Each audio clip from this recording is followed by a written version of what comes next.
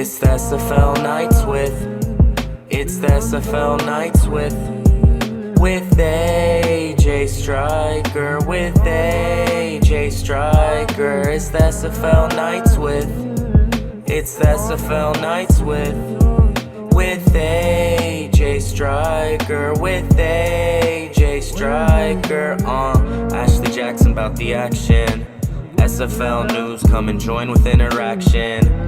Whatever happens, happens. Yeah, you will leave with satisfaction. Yeah, tell your team and tell your captain. Come and tune in new episodes. What is up, SFL Nation? And welcome back to SFL Nights with A.J.Striker. Thank you so much for joining me today or tonight or whenever you decided to hit that play button or turn on that radio dial.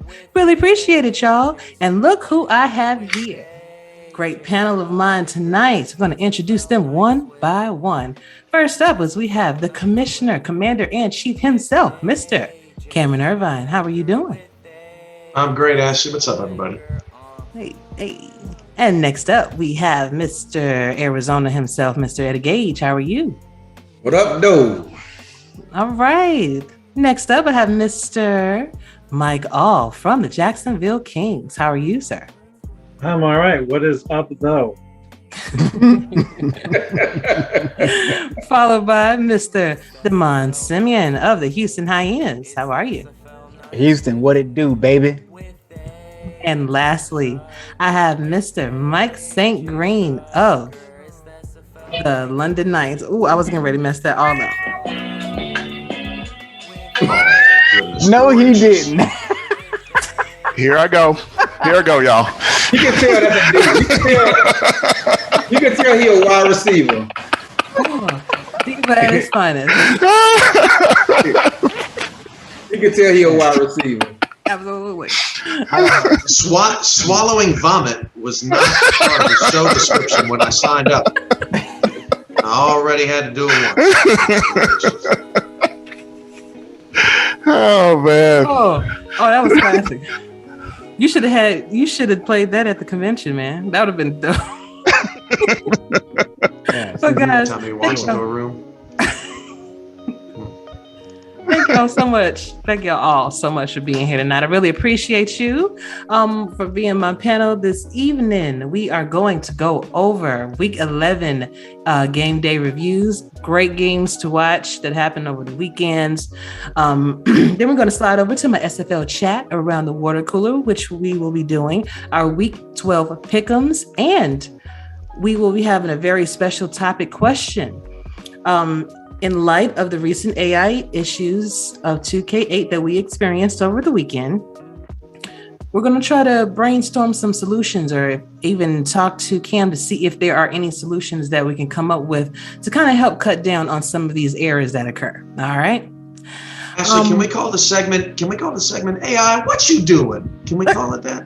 AI, okay, we can do that. AI, what you doing? All right. Okay. There you go. I like it. And we're also going to Cam is also going to tell us, for those that don't know, when are replays of games allowed? We have a lot of new people here. They probably witnessed what happened and things like that, and just want some more information on that. All right. So week 11 played host to some fantastic games, fellas. There were 3 games that ended in a double-digit victory, and then all of the home teams won their games except 2. I guess better coaching, better understanding of the tendencies of the AI to call certain things kind of help with that. But the first game is Louisiana Revolution taking on the St. Louis Gladiators, and St. Louis won 28-20 at Gateway Coliseum. Was I right about this game? Yeah. The Revolution had 264 yards passing, 65 yards rushing for 329 yards total. Their time of possession was 27 minutes, 4 seconds, with 4 mistakes. While St. Louis had 161 yards passing, 103 yards rushing for 264 yards total. Their time of possession was 16 minutes, 49 seconds, with also 4 mistakes. Player of the game was Phil Koss, the tight end, with let's see, 4 receptions, 21 yards, 3 touchdowns, and averaged 5.3 yards per catch. So, gentlemen, what did you guys think about this game? Red zone efficiency for both teams, and particularly when I say that, I mean lack thereof for Louisiana, and while St. Louis was able to capitalize. You know, St. Louis reminds me of Charleston, so to speak, in terms of their offense, the way they play. They don't, bomb it down the field. They kind of careful with the football. They, on offense, and they do just enough to win games. The defense keeps them in the game, and as long as they're able to go into halftime with a lead, that offense is built to keep the lead, and they did a great job of that. They're very efficient. I think Mike and Cam even touched on it in their post-game show, whatever the name of that show is called, in their post-game wrap-up show, in which they're very efficient with the name, bro. They're very efficient with their red zone offense. Field Cost, as you said, caught 3 touchdowns. They only had 4 catches, and he made all 3. Well, he made 3 of them count for touchdowns, and that was pretty much the story of that game. All right. Anybody else? It's called Game Day Wrap Up. Just for there you go. The one or two people that don't know, it's Game Day Wrap Up. We're not always on the show, so I don't tend to tune in. Ouch. I know, That's right? not true. You watch every week. You texting me even before it's out. Hey, man, when you going to get this finished? I'm working on it every week. Doesn't matter what's on it. Come on now. Get some respect. Hey, Ashley, I had to do a deep dive there for a second. Mm-hmm. St. Louis, in their last 27 red zone trips, have 26 scores. Jeez. 26. Wow. Their red zone efficiency is so good, and in fact, for 3 straight weeks in the between weeks 3 and 6, they scored 10 touchdowns on 10 red zone trips.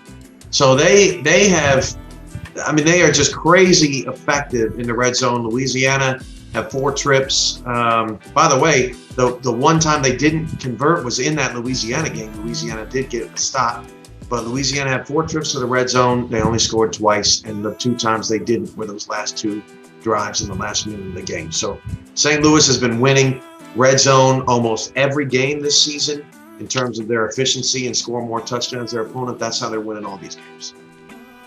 That's different from who they were when I first started.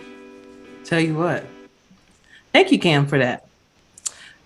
The Lone Star Glory took on the Las Vegas Fury, and Las Vegas won. Oh, I was going to say Lone Star Lord. Las Vegas won at Silver State Stadium. Was I right about this game? No. The Glory had 235 yards passing, 114 yards rushing, with 349 yards total. Their time of possession was 24 minutes and 44 seconds, with 7 turnovers. The Las Vegas Fury had 249 yards passing, 136 yards rushing, for 385 yards total. Their time of possession was 18 minutes and 26 seconds, with 5 mistakes. Player of the game was Mason Kirby, wide receiver, with 7 receptions, 142 yards, 2 touchdowns, and averaged 20.3 yards per catch. So, gentlemen, as I said before, when I said on many occasions actually, when Las Vegas plays at home, they're very, very hard to beat, and they put up a heck of a fight this game. Well, yeah, this was actually one of the ugliest games all season, and we have another one that was played this weekend as well. But this was definitely one of the uglier games you ever want to see. Ace Fanning had like 7 interceptions in this game. He did throw for 235 yards, but man, that was a rough 235.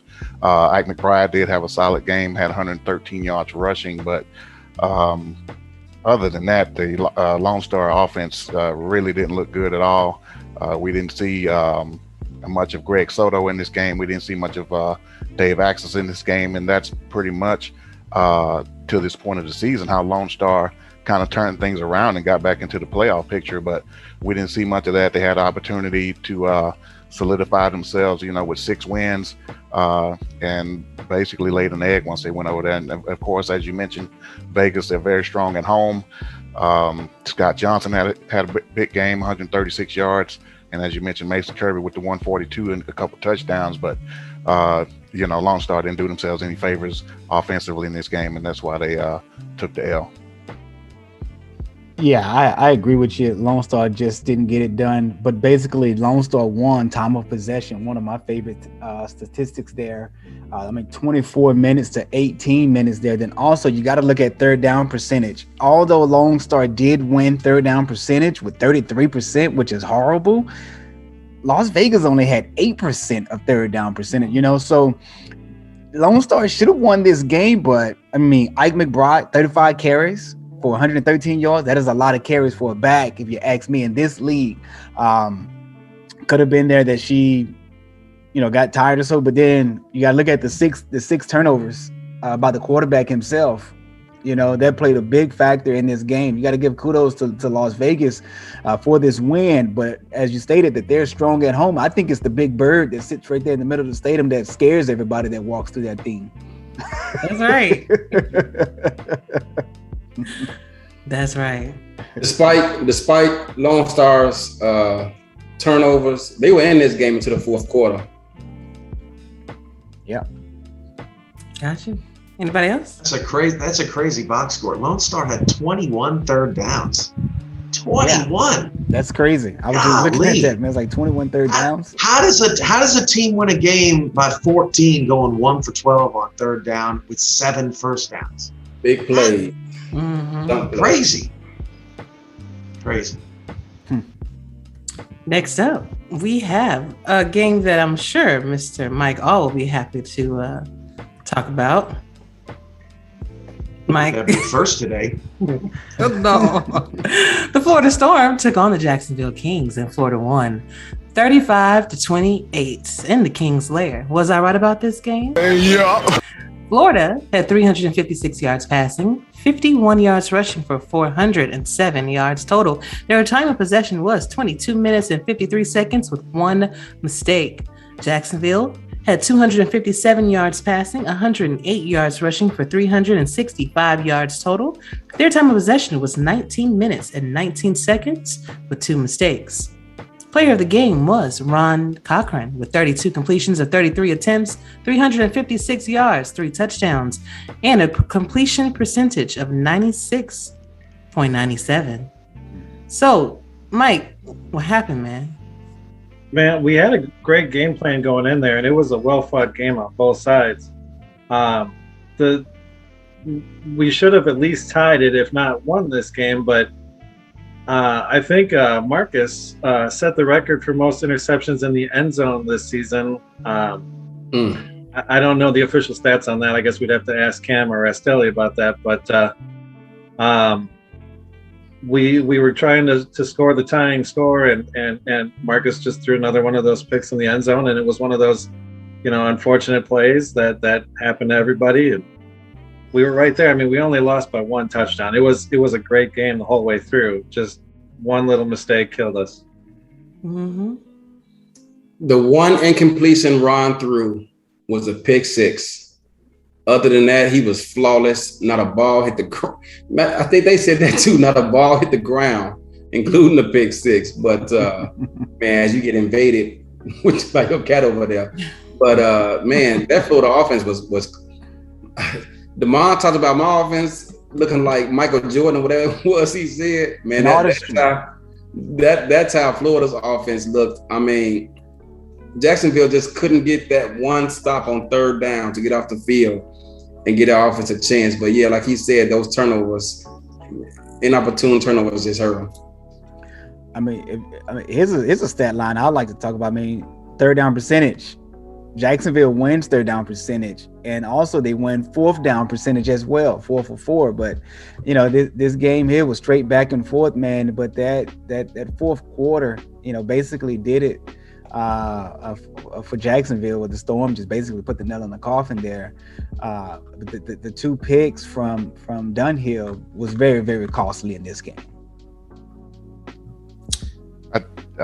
Especially, I got to get in on this game as a former King. This was a typical Storm King type game that that I've seen over the past 3 seasons that I've been in the league, and definitely when I was in Jacksonville. But I will say this one thing that I like that I'm seeing from Jacksonville, especially the past couple weeks, probably past few weeks, even against Baltimore. The running game with Jared Willis has really picked up. We're starting to see the Jared Willis that I, come to know when I first joined the team.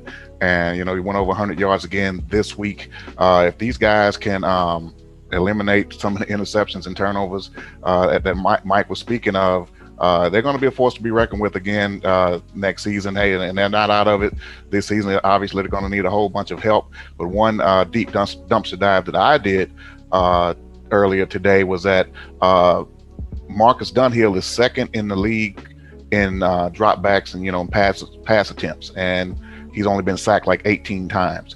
So that offensive line that they drafted and focused on this season, they're doing a great job. As the season comes to a close, as I mentioned, Willis is starting to get going on the ground. So if they can keep these guys together and build on what they have the past couple of weeks, man, they're going to be right back to what we're accustomed to seeing next season. Organizations with a winning tradition don't stay down for long. Jacksonville and Denver are coming on at the end of the season. Jacksonville not good enough yet to beat a Baltimore and a Florida this year. But you can see the steps that they're taking to play more competitive football, and I think they took another step against Florida this week. I agree. Another game I wish we can get back was the Arizona Scorpions taking on Mexico City Aztecs, and Mexico won 20-6. Was I right about this game? Nope. AZ had 240 yards passing, 71 yards rushing for 311 yards total. Time of possession was 19 minutes and 9 seconds with 3 turnovers. Mexico City had 165 yards passing, 179 yards rushing, 344 yards total. Time of possession was 24 minutes, 7 seconds. Clean game with no mistakes. Player of the game was tight end Mike Daggs with 5 receptions, 52 yards, 2 touchdowns, an average 10.4 yards per reception. Listen, this game, it seemed like Mexico City knew where we were going to be, what we were going to do. We felt stifled the thing is, we won against them last season in the playoffs. I knew that they were going to want to get some revenge on that, and I feel that they did. I believe they had their ground game was a lot better than ours. And, they didn't make the mistakes that I made. So I think that was the reason that they won.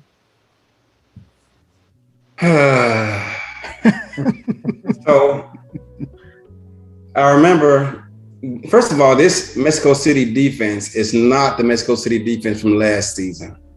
The personnel was pretty much the same, but man, they playing different. And I remember when I was scouting them, I scouted like 3 games worth. And once I started running the sims, I said, oh boy, their front 7 is the toughest we played all season. And I remember saying, I got to do something different because I couldn't get DJ going. And to do that, I had to make sacrifices that I didn't really want to make, but I had to make. And so we got them going, but we couldn't get him going where it counted. I don't want to get too much into that because I'm going to get stuff away. But I knew it would be tough because, man, he's aggressive too. Ramos is. And coaching, I'm telling you, I learn something new every week. And the one thing I learned, I pretty much knew already, but every play that you put in the playbook matters. my game plan was to try and stay away from Jeffrey Dash because that dude don't drop a damn thing. I mean, first of all, why he not in the Hall of Fame? I have no idea how he didn't get in. He should have got in. He got robbed. But in my Sims, he don't drop nothing. I'm like, man, I got to stay away from him at all possible. So I removed a couple of plays, or I think 3 plays that are designed in which our primary option goes his way. I said, nope, I can't do it. So I took them out, and one of the 3 that I replaced it with got picked off 3 times. And I said, no, I'm sorry, it got picked off twice. And I said, damn, I mean, I'm trying to stay away from this guy, and I'm still, I mean, one of them got tipped and he picked it, but it wasn't actually in his direction, he just picked it. But it's just unfortunate. But yeah, I mean, I'm learning. They kicked us in the tail. We did a pretty good job against Phoenix Jones in the first half. In the second half, we couldn't get off the field. Every time I looked up, it was 2nd and 3, 2nd and 4. I mean, we couldn't get them in 2nd and 3rd and long for nothing, and we took an L. But we'll be back Arizona. Well, y'all know I pretty much call it like I see it. Mexico City, Florida, who we've already covered, and Baltimore. They are clearly, in my opinion, 3 of the best teams in the league right now, in particular going into the playoffs. And actually, the way it's played out over the first 11 weeks of the season, they've established themselves as being as such. And I know we have a 4th. Someone has to get that 4th spot, and pretty much I think Queen City holds that now. And they've played up to that as well. But in my opinion, your work is going to be cut out for you to try to beat either one of those top 3 teams going into the playoffs. Man, they're just the 3 best teams right now. Yeah, I totally agree with you, and I think Mexico City is probably had the best run game out of those teams that you mentioned, Mike. I mean, Phoenix Jones, as you stated on the post-game show, I mean, has really just been tearing the league apart like Jared McChesney has over the past few seasons. And now he's stepping into that number 1 spot when it comes to running backs. I mean, 30 carries for 171 yards. This dude averaged 5.7 yards a carry. And, that's probably not heard of when it comes to an Eddie Gage defense, by allowing that many yards per carry. But, man, this guy has just been doing his run us over on the defensive side. Eddie, I do know exactly what you're talking about in reference to that play that he's got those picks on. I've had it in my playbook. I had intentions to take it out last week, but left it in, and we threw some picks on it as well. So, whatever that is, burn it. Don't even. It's crap. It's crap from the playbook. But you're right. Jeffrey Daggs, man, is just probably one of the most underrated safeties in this league. This young man is basically probably the MVP of this defense when it comes to making special plays back there and on that back end. I mean, him and Dan Tritz. He's actually, taking the ball away, and he's running receivers down as a safety. His overall speed is 87, 88, and you got ran one of ours down. Yeah, wide receivers are the max out at 99, but you also have to take. And wide receivers are the max out at 92. Take it into this consideration that his stamina is maxed out, so he has that extra energy. You know what I'm saying, to catch up to those wide receivers who actually catch the ball and try to take off. Good stuff. I called this game. These 2 teams were so close coming in. The only difference was that Arizona had 3 turnovers and Mexico City had 0. And that was the difference in the game. Because other than that, the 2 teams were very similar. Arizona got their run game going. Mexico City had their run game going. Both teams moved the ball up and down the field. It was a great game, but that was literally the difference. That's it. Can I just call out the one lone bright spot for Arizona? My guy, my former teammate in the minor leagues, Cliff Allen, 2 for 2. That's my guy right there. That's my dude. Yeah, Money Cliff. The Los Angeles Vikings took on the Vancouver Legion, and Vancouver won 45-36 in Canada. Was I right about this game? Yeah. The Vikings had 471 yards passing, 8 yards rushing, for 479 yards total. The time of possession was 20 minutes and 25 seconds with 5 turnovers. Vancouver had 419 yards passing, 34 yards rushing for 453 yards total. Their time of possession was 23 minutes and 3 seconds with 5 turnovers. Player of the game was quarterback Tom Pepper. 41 completions out of 50 attempts, 419 yards, 4 touchdowns, and a quarterback rating of 88.7. Guys, what did y'all think about this game? Go ahead, third down, Damon. Exactly. That's just what I was just going to start off with. Third down, man. Vancouver, 76%. You got to be kidding me. But LA had 61% on third down. But it was amazing to see Vancouver get back to putting the type of points on the board that we've been accustomed to seeing them do throughout the season, or should we say early part of the season or so, until they ran up against that aggressive Arizona defense that basically put out a blueprint for everyone to take a look at. But yeah, man, this was just a back and forth game here. 471 yards for LA and 419 for Tom Pepper and that Vancouver offense. Man, this was crazy. The rushing yards was a non-factor. You have 8 and 34 between these two teams. And that's a total of 42 rushing yards all together. That's just insane. Yeah, both teams did put up offensive numbers, so to speak, but it was just one of the weirdest, highest scoring games that I've ever seen. Mm-hmm. But yeah, and 14 of those points, Damon, they came off of pick sixes. So it's just weird seeing the Vancouver offense. Tom Pepper put up 419 and 4 touchdowns, but he also had 5 interceptions. Robert Redford only had 38 yards on the ground. Kendra Hall, she did have a couple of touchdown catches, but it was just kind of a weird game to look up and see the final score when it seemed like both offenses in a certain way were struggling so much. So, but kudos to that Vancouver defense, who really set the tone early in this game. In the first quarter, a couple of pick sixes. Ashley Rose Finch had a interception on the first possession of the game. So this game and the tone for this game was set really by the Vancouver defense.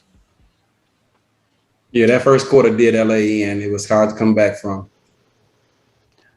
It was also crazy to see that Kendra Hall didn't have over 100 yards receiving, but the tight end, Dan Daly, showed up big with 8 receptions for 117 yards. So, that just goes to show that it doesn't take Brett Killian and Kendra Hall to beat you. They got other weapons as well. Although Chris Curtis, really hasn't been a factor this season, but I'm pretty sure that Andy will figure out a way how to get him going. But man, Dan Daly is starting to become a household name for Vancouver. Yeah, these Los Angeles and Vancouver games are really nice. I'm glad it worked out with them in the same division, because it's become quite the rivalry, and their games are always exciting to watch. 45 first downs, 88 completions. That was one long game. Heck yeah. Heck yeah. The Sioux Falls Sparrows took on the Houston Hyenas. Sioux Falls won 31-28 at Hyena Den Park Stadium. Was I right about this game? Nope. Sioux Falls had 298 yards passing, 120 yards rushing for 418 yards total. Their time of possession was 26 minutes, 40 seconds with no mistakes.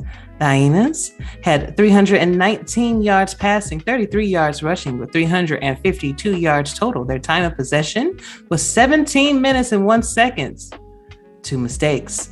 Player of the game was Colin Hart with 32 attempts, 118 yards, 2 touchdowns, 17 reception yards. Speaking of Colin Hart, he told me that he was going to be on the show next week, so that would be an interesting conversation to have with him. But Damon, please tell me, what's up with your time of possession, bro? That's where we lost the game at. Time of possession, we really couldn't get Sioux Falls off the field.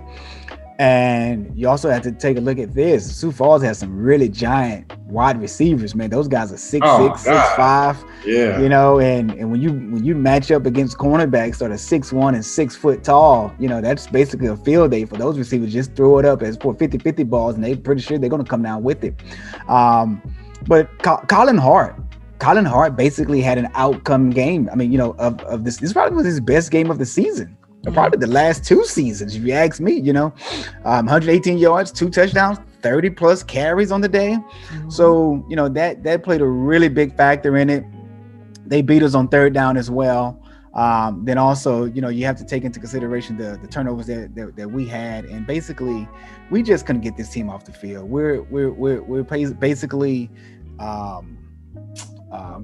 what's the word I want to use without sounding so blunt? Our defensive line is crap. Not the players. It's just that the value of the D line. Look at it. We really are opportunity for strong. Improvement. Yeah, we're not strong on the defensive line, which that we're not getting a lot of pressure on quarterbacks, and we're not able to stuff the run. Ed, is that a beer you're drinking? No, man.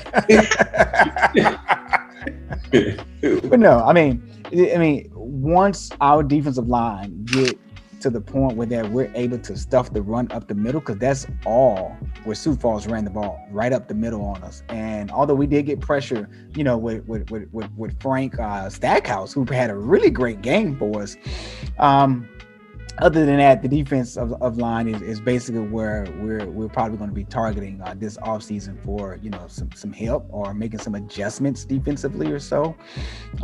So we're just going to get that defensive line back to where it once was, and we'll go from there. But hey, every dog has their day, and Sioux Falls had had their opportunity. So. Damon, quick question for you: Did Sioux Falls throw anything at you that you weren't expecting? Or did they do anything different from what they had been doing in the previous weeks? Because the 31 points, that's the most they had put up in quite a few weeks. Did they do anything different that you weren't expecting to see? No, not at all. Basically, what I saw, I don't even think they made any adjustments this week. But the only person who knows that is Cam and the coordinators of Sioux Falls. But what like I said, what I saw, it basically looked like the same thing that I saw from the previous weeks of scouting that team. But also, I made some adjustments defensively, expecting my team to basically taking advantage of their defense, and the plays where they killed us on a few corner posts or so, I was expecting those, and sometimes we were in position to make plays on them. Basically throughout the week, scouting, running sims or so, we were in position to make plays on them, and then there were times where the wide receiver just got behind us, but not looking for that to happen this week. So, well, I know what you mean about the D line, DR, but huge shout outs to your linebackers. 28 combined tackles. They were there and at least making some plays at the second level, so that was good. Dave Burr had a nice game, but yeah, just the Sioux Falls just kept staying on the field and moving the football down. Yeah, great game. And Marion is going to be a monster in this league. Y'all heard it here first. Who's that? K. Marion, Sioux Falls. Quiet though. That was surprising. Very quiet in that game, but has had some phenomenal performances this year. He had two good ones against us. Right. Yeah. Exactly. The Portland Fleet took on the Atlanta Swarm, and Atlanta won in the Hive, 31-14. Was I right about this game? Yeah. The Portland Fleet had 191 yards passing, 166 yards rushing for 357 yards total. Their time of possession was 22 minutes, 14 seconds with no mistakes. Atlanta had 232 yards passing, 164 yards rushing for 396 yards total. Their time of possession was 21 minutes, 32 seconds with one mistake. Player of the game was BDG Hollywood. 29 attempts, 165 yards, 2 touchdowns, 39 reception yards. So with this particular game, I think that Atlanta just, when they're at home, certain teams just do better at home. I have seen Atlanta lose very few games at home. Portland put up a great fight, tried to get their rushing game off the ground, but it looks like Atlanta just had more of an answer for them during their passing game with Bryant Dynasty. BDG Hollywood, when that dude gets going, their offense is on a whole nother level. And, they're able to generate points without him. But, man, when that dude has a good game, their offense just clicks, man. And like you said, especially at home, they just, you get to hearing everybody's saying boo and call and all that, but when BDG is going, their offense is just, oh my God, it's just on another level.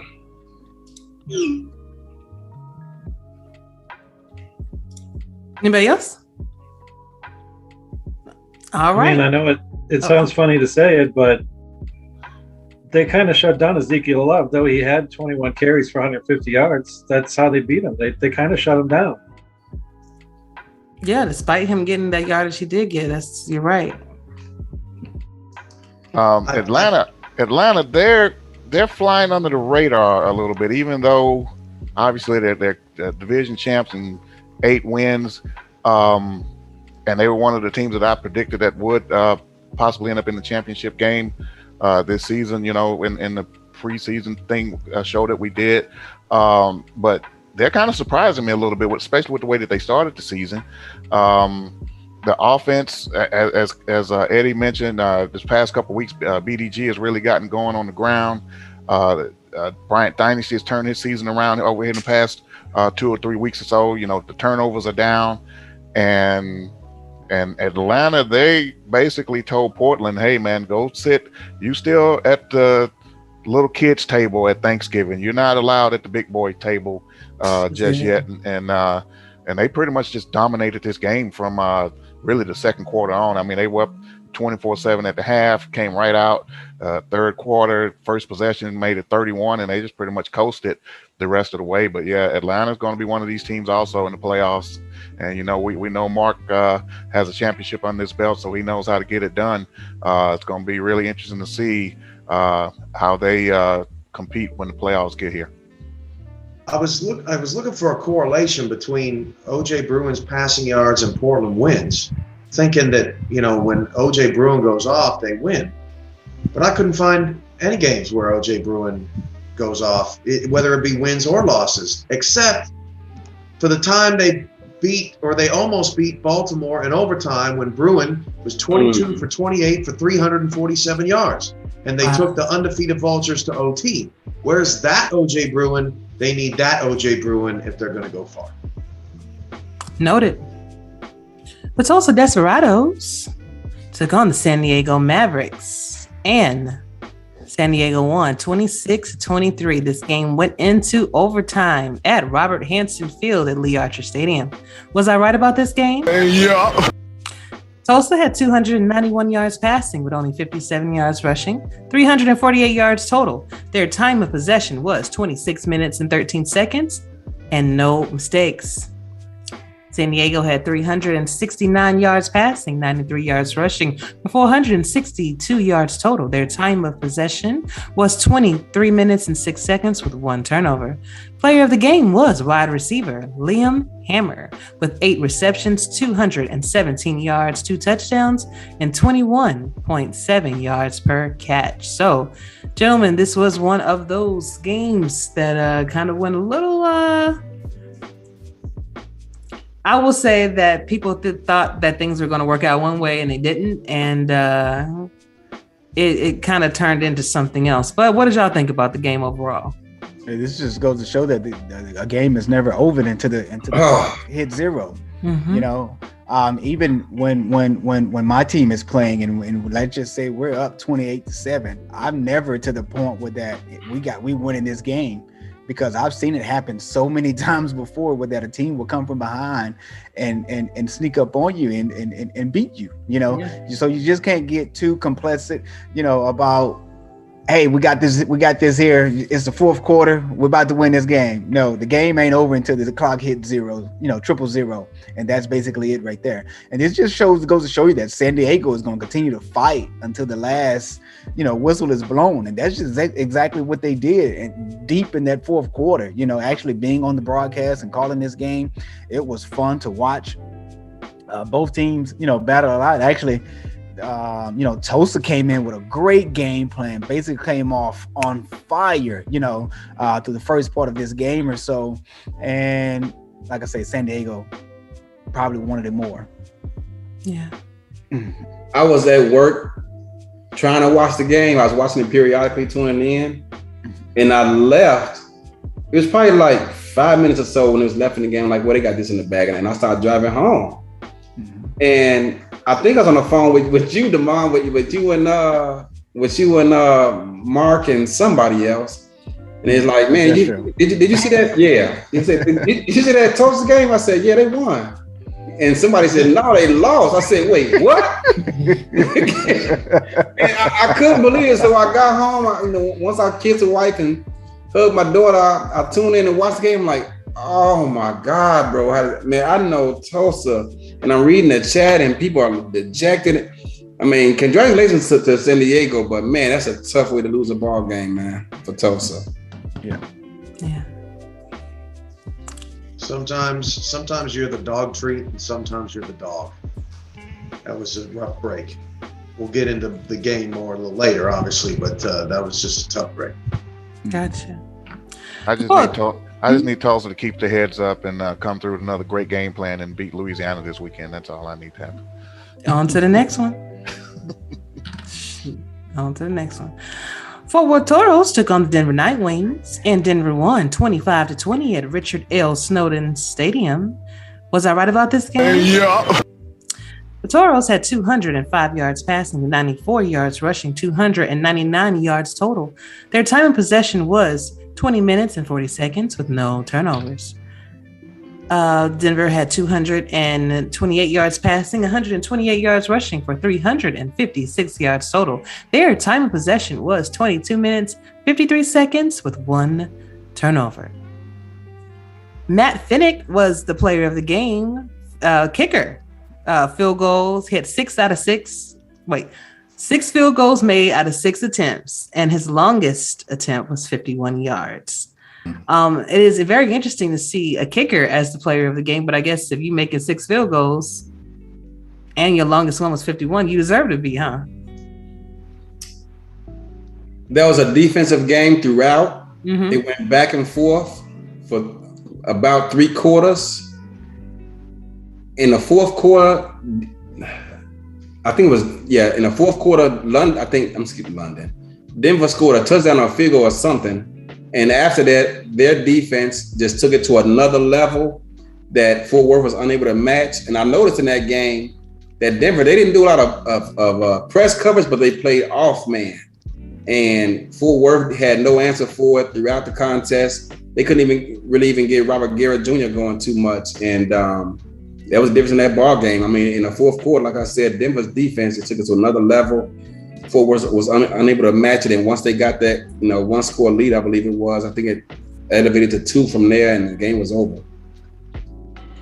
Yeah, actually, Eddie, that Denver defense really took the game over pretty much midway through the third.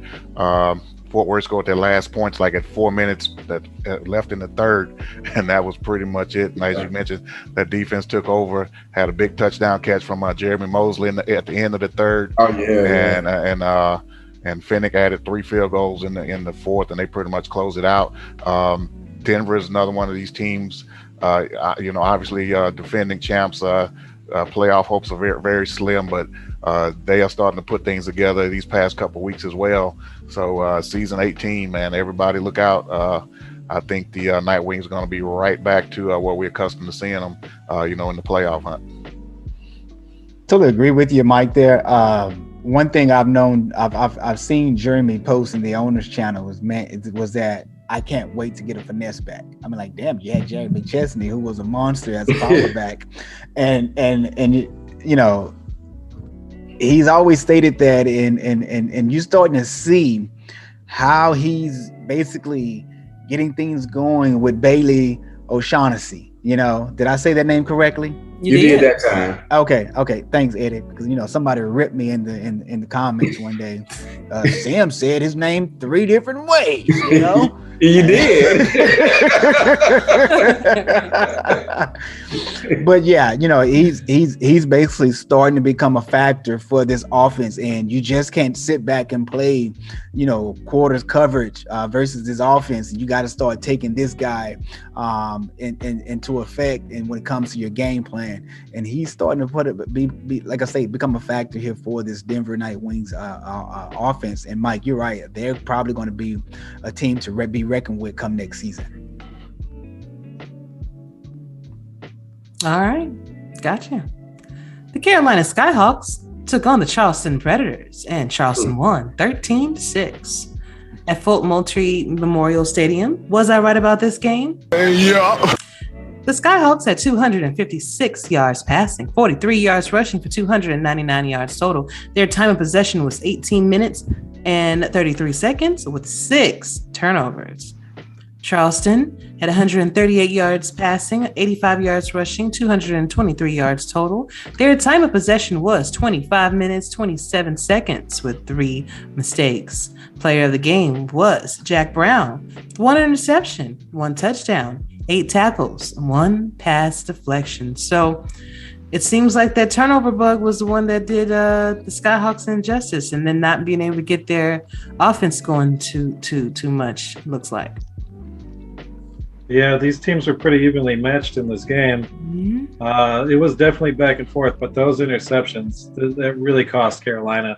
If it hadn't been for Jack Brown's amazing pick 6 where he ran it back like right through the line, all the way to the end zone, I think it goes to overtime and it might be a different game. But yeah, those interceptions by Matt South, it really hurt Carolina in that game. Yeah, throwing 6 picks, man, is going to hurt any offense. And I'm not going to say that. I'm not going to say it. Let's just say, no, I'm not going to say that. But say it with your chest, man. I'm not going to say it with your chest. I'm on Sweet Lovely Ashley's show. I'm not going to say it with your chest. I can't be bold and boastful. But no, okay. Didn't wait, hold on. Didn't you nominate yourself for Broadcaster of the Year last week? You know what I'm saying? Be bold and boastful. What are you talking about? I watched this show. I don't think those was my words, man. Oh, okay. Backtrack. Okay, well, all right. Say it with your chest. Go ahead. Yeah, man. This is why we went in a different direction. Was the interceptions of this amount in one game? It's because Houston led the league in interceptions last season, and I saw it starting to come into play. And that's why we went to a different. You cannot win ball games with the philosophy of I don't mind throwing 5 touchdowns. I mean, I don't mind. I mean, we throw 6 touchdowns. Some of y'all ain't catch that, but Eddie got it though. Say it with your chest, boy. You can't win ball games like this. You can't. Well, 6 picks and 0 touchdowns. Well, not gonna work. Well, hey, somebody coming to see you, dog. Well, thank God for Jack Brown in this game, because if he hadn't gotten the pick 6, we would probably still be playing right now, because I don't think either offense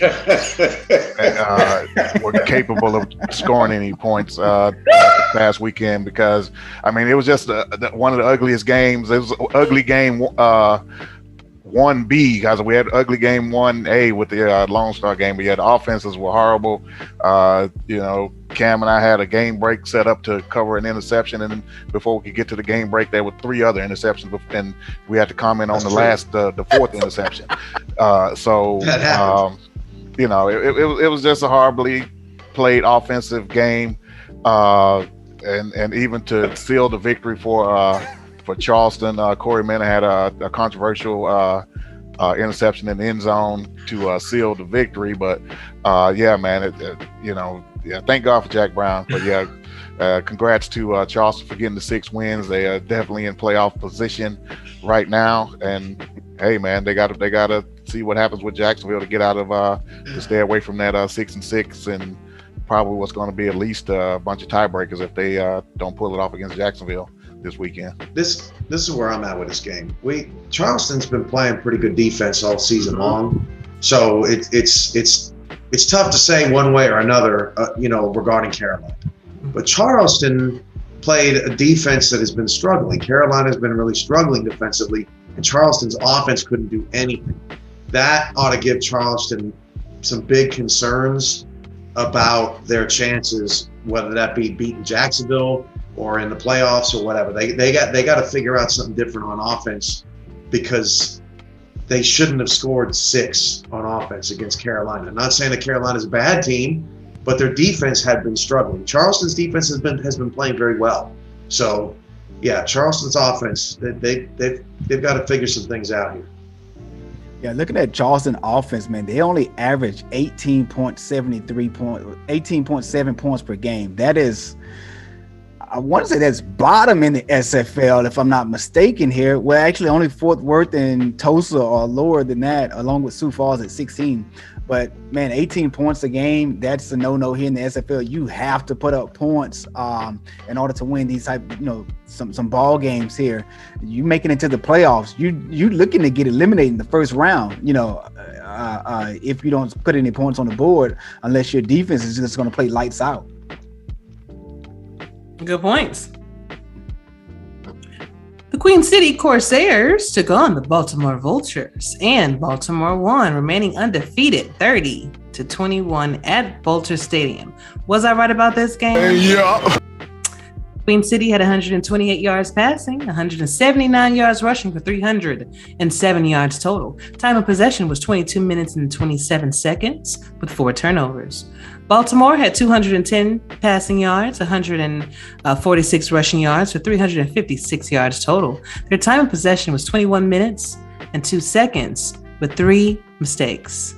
Player of the game was Jimmy Hazards, 17 receptions, 138 yards, 1 touchdown, 9 reception yards. So it seems like Baltimore is the truth this year, man.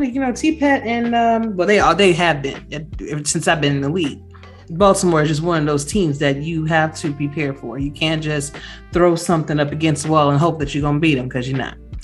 And they have been proven themselves to be a very difficult team to beat this season, as per usual. At the end of the day, Queen City did everything that they were supposed to do except win the game. Yeah. They came in with a great game plan. They wanted to slow the Baltimore offense down and keep them from a bunch of big plays with Mac Chima and Ivory Irvin in particular, and they did slow those guys down. They made them go on long, methodical drives. They got turnovers. They got a bunch of sacks. But the main thing that they did not do was turn those turnovers in great field position into 6 points. They came away mostly with field goals, and at the end of the day, that's what cost them. They did have a late possible pick 6 dropped by Cody Griffin that would have pretty much won the game for them. They did not take advantage of everything that the defense and had put them in position to do, but they did a great job of slowing them down, and maybe they've shown people, especially with the personnel that's capable of pulling it off, how to beat Baltimore come playoff time. Hopefully they show London what to do next week. Okay, take some pointers. The turn of the table was the second half. Especially in the third quarter, Queen City stopped scoring points. Although they didn't score anything in the first quarter, but they put 14 on the board in the second and only 7 the entire second half. That second half, man, I don't know if teams start, playing conservative or so. I don't know if that's an AI thing or that feeds off of the playbook, which you have prepared for that week or so. But Baltimore, man, they just continue to strive and put up 20 in the second half.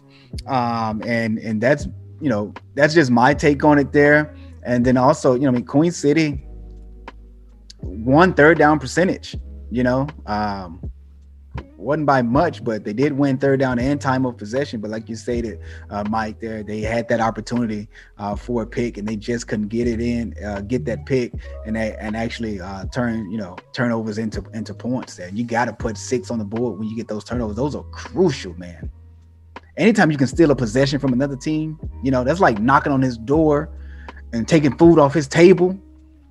Some of y'all, Oh, I know what you. I'm from the streets, man. Just kidding. I was at work when this game was played, but I made it a point to watch as much of it as I could. And I kept telling myself all season, at some point, Baltimore is going to use Jimmy Hazard more because he's too productive not to. Then I kept asking myself, well, why aren't they? But then I said, they're saving it for an opponent in which their Sims is not looking too good in the passing game. I don't know when it's gonna come. It may come playoff time. I don't know. But sure enough, it came out versus Queen City. They ran Jimmy Hazard, and I don't know if that was by design. I mean, only Cam knows that, but they ran a lot more, and I'm like, damn. But it was working for them. But like someone else said already, Queen City's offense kind of faded away in that second half. They didn't score again until late.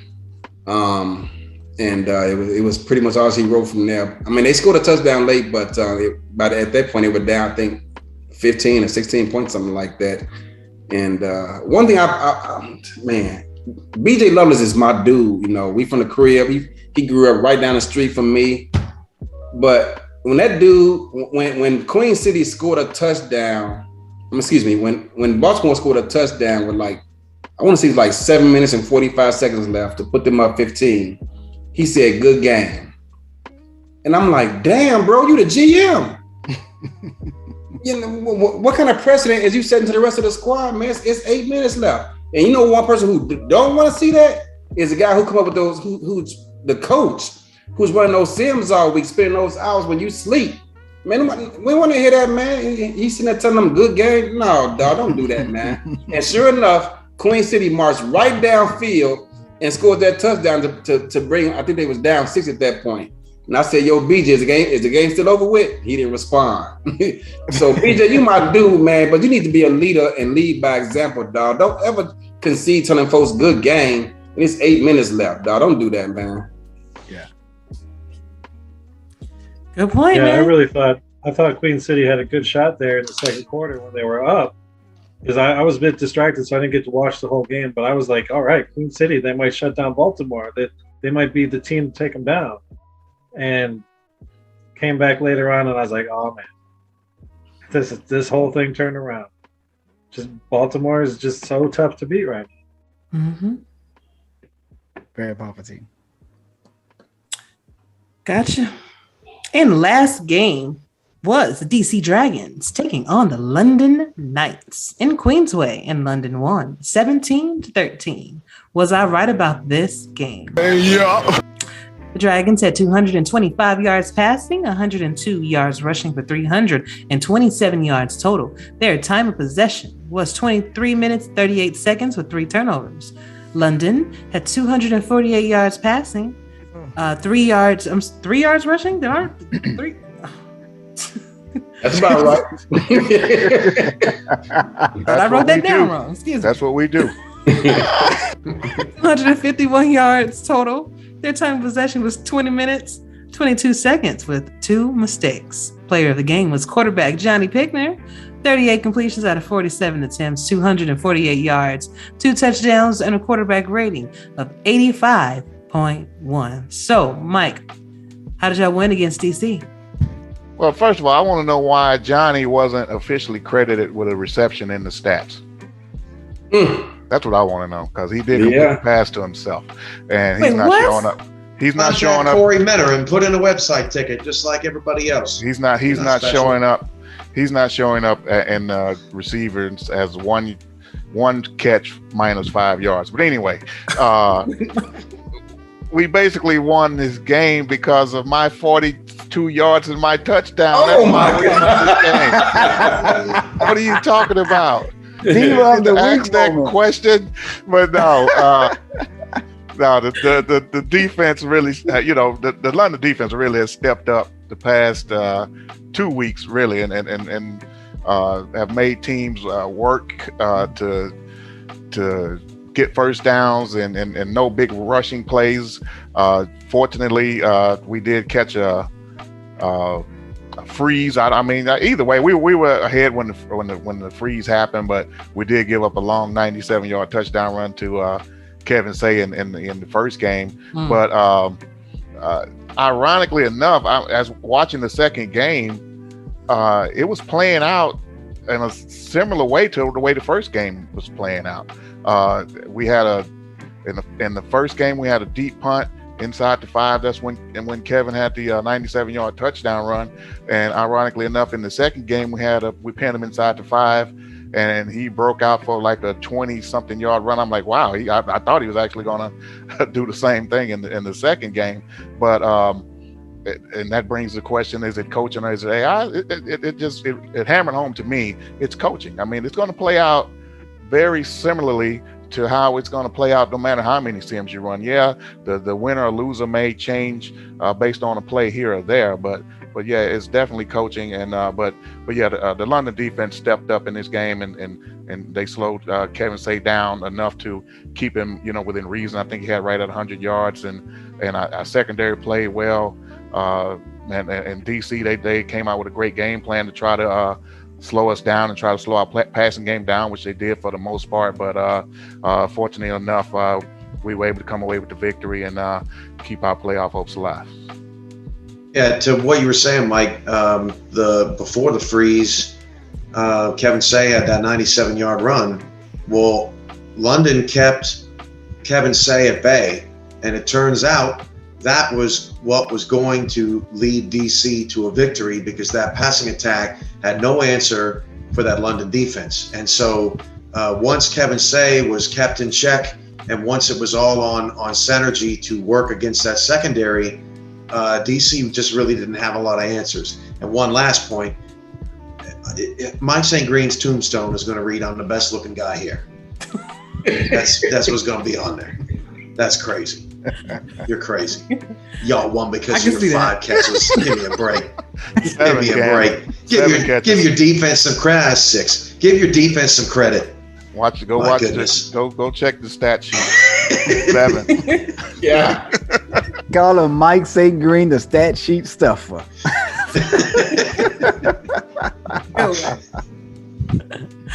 Good one.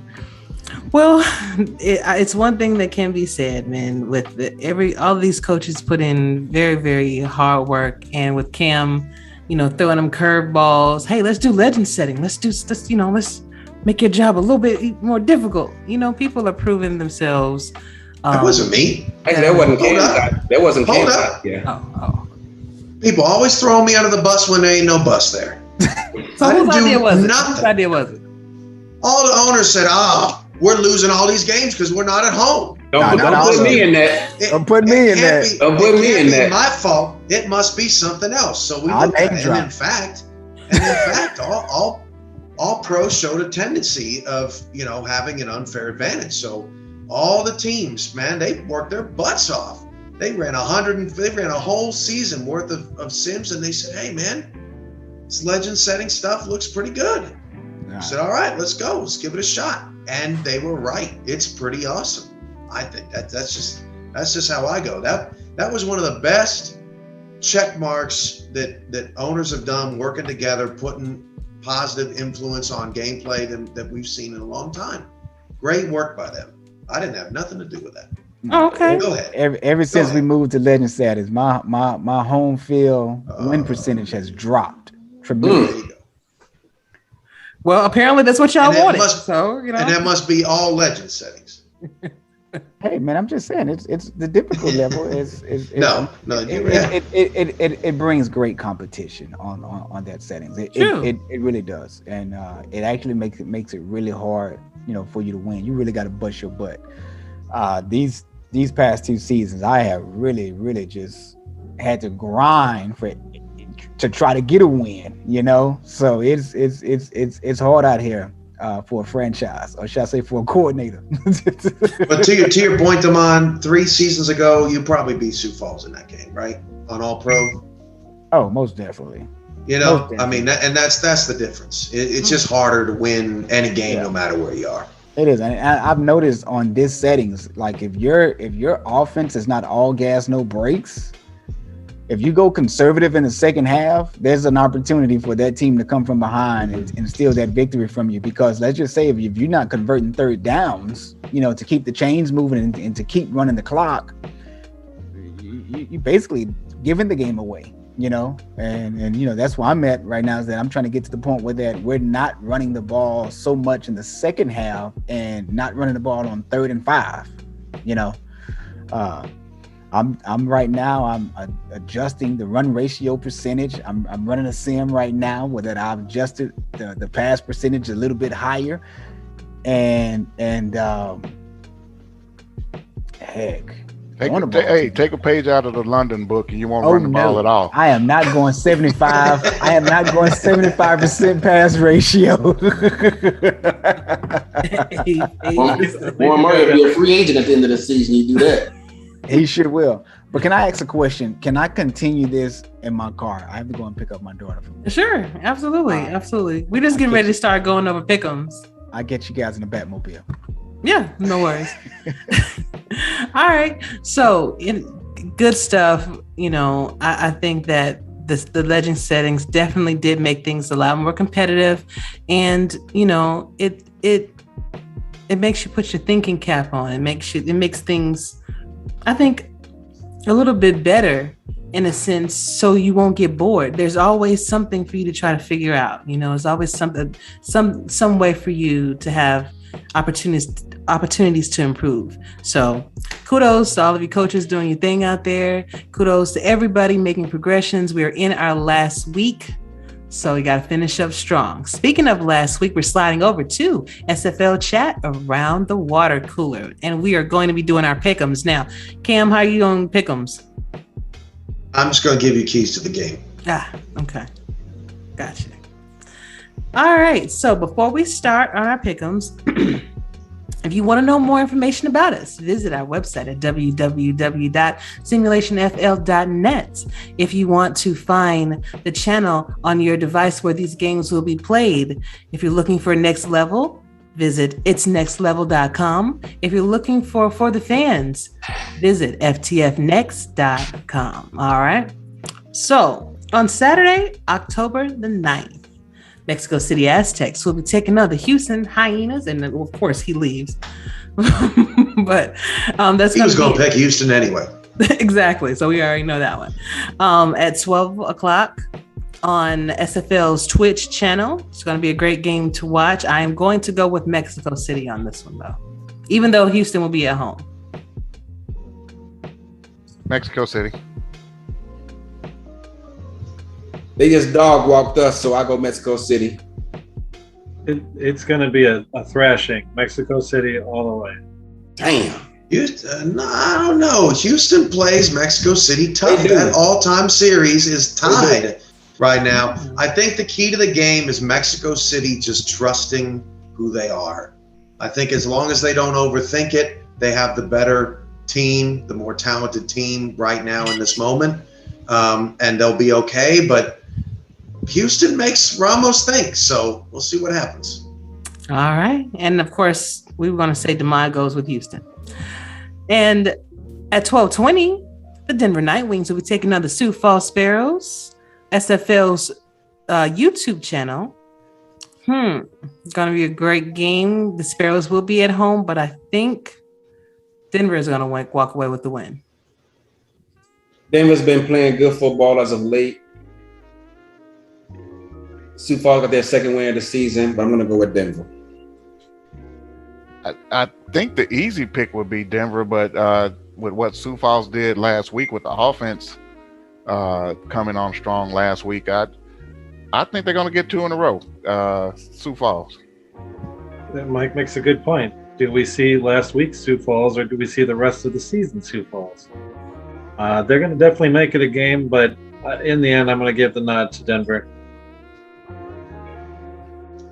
Yeah, this is tough to say. I think Houston's defense is really, they've not had the best season, so it's hard to say whether Sioux Falls, what is the enigma and what isn't. I think the key to the game is Sioux Falls just getting everybody involved. Last week, Gunnar Lewis and Noe Terrazas had great games, but K. Marion and Aldon Pre-Senior were really quiet. How can they get everybody engaged? And I think that'll be key to pulling the upset. All right, then. Next up, we have the Florida Storm taking on the Carolina Skyhawks at 2 o'clock for the fans Twitch channel. Skyhawks will be at home, but I think Florida's going to come in and take a win. Florida.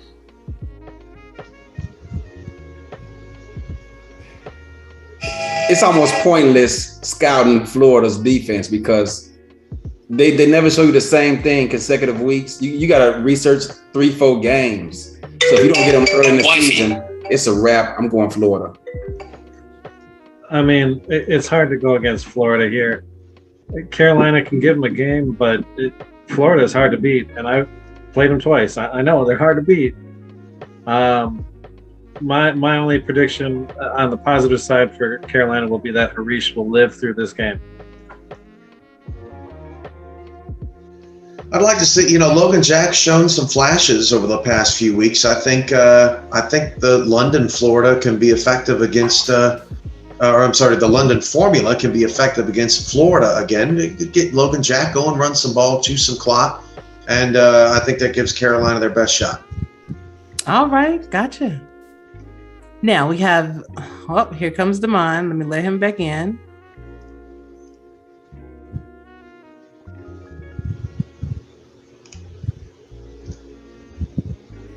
All right. Are you back? Can you hear us? Damon, can you hear us? Okay.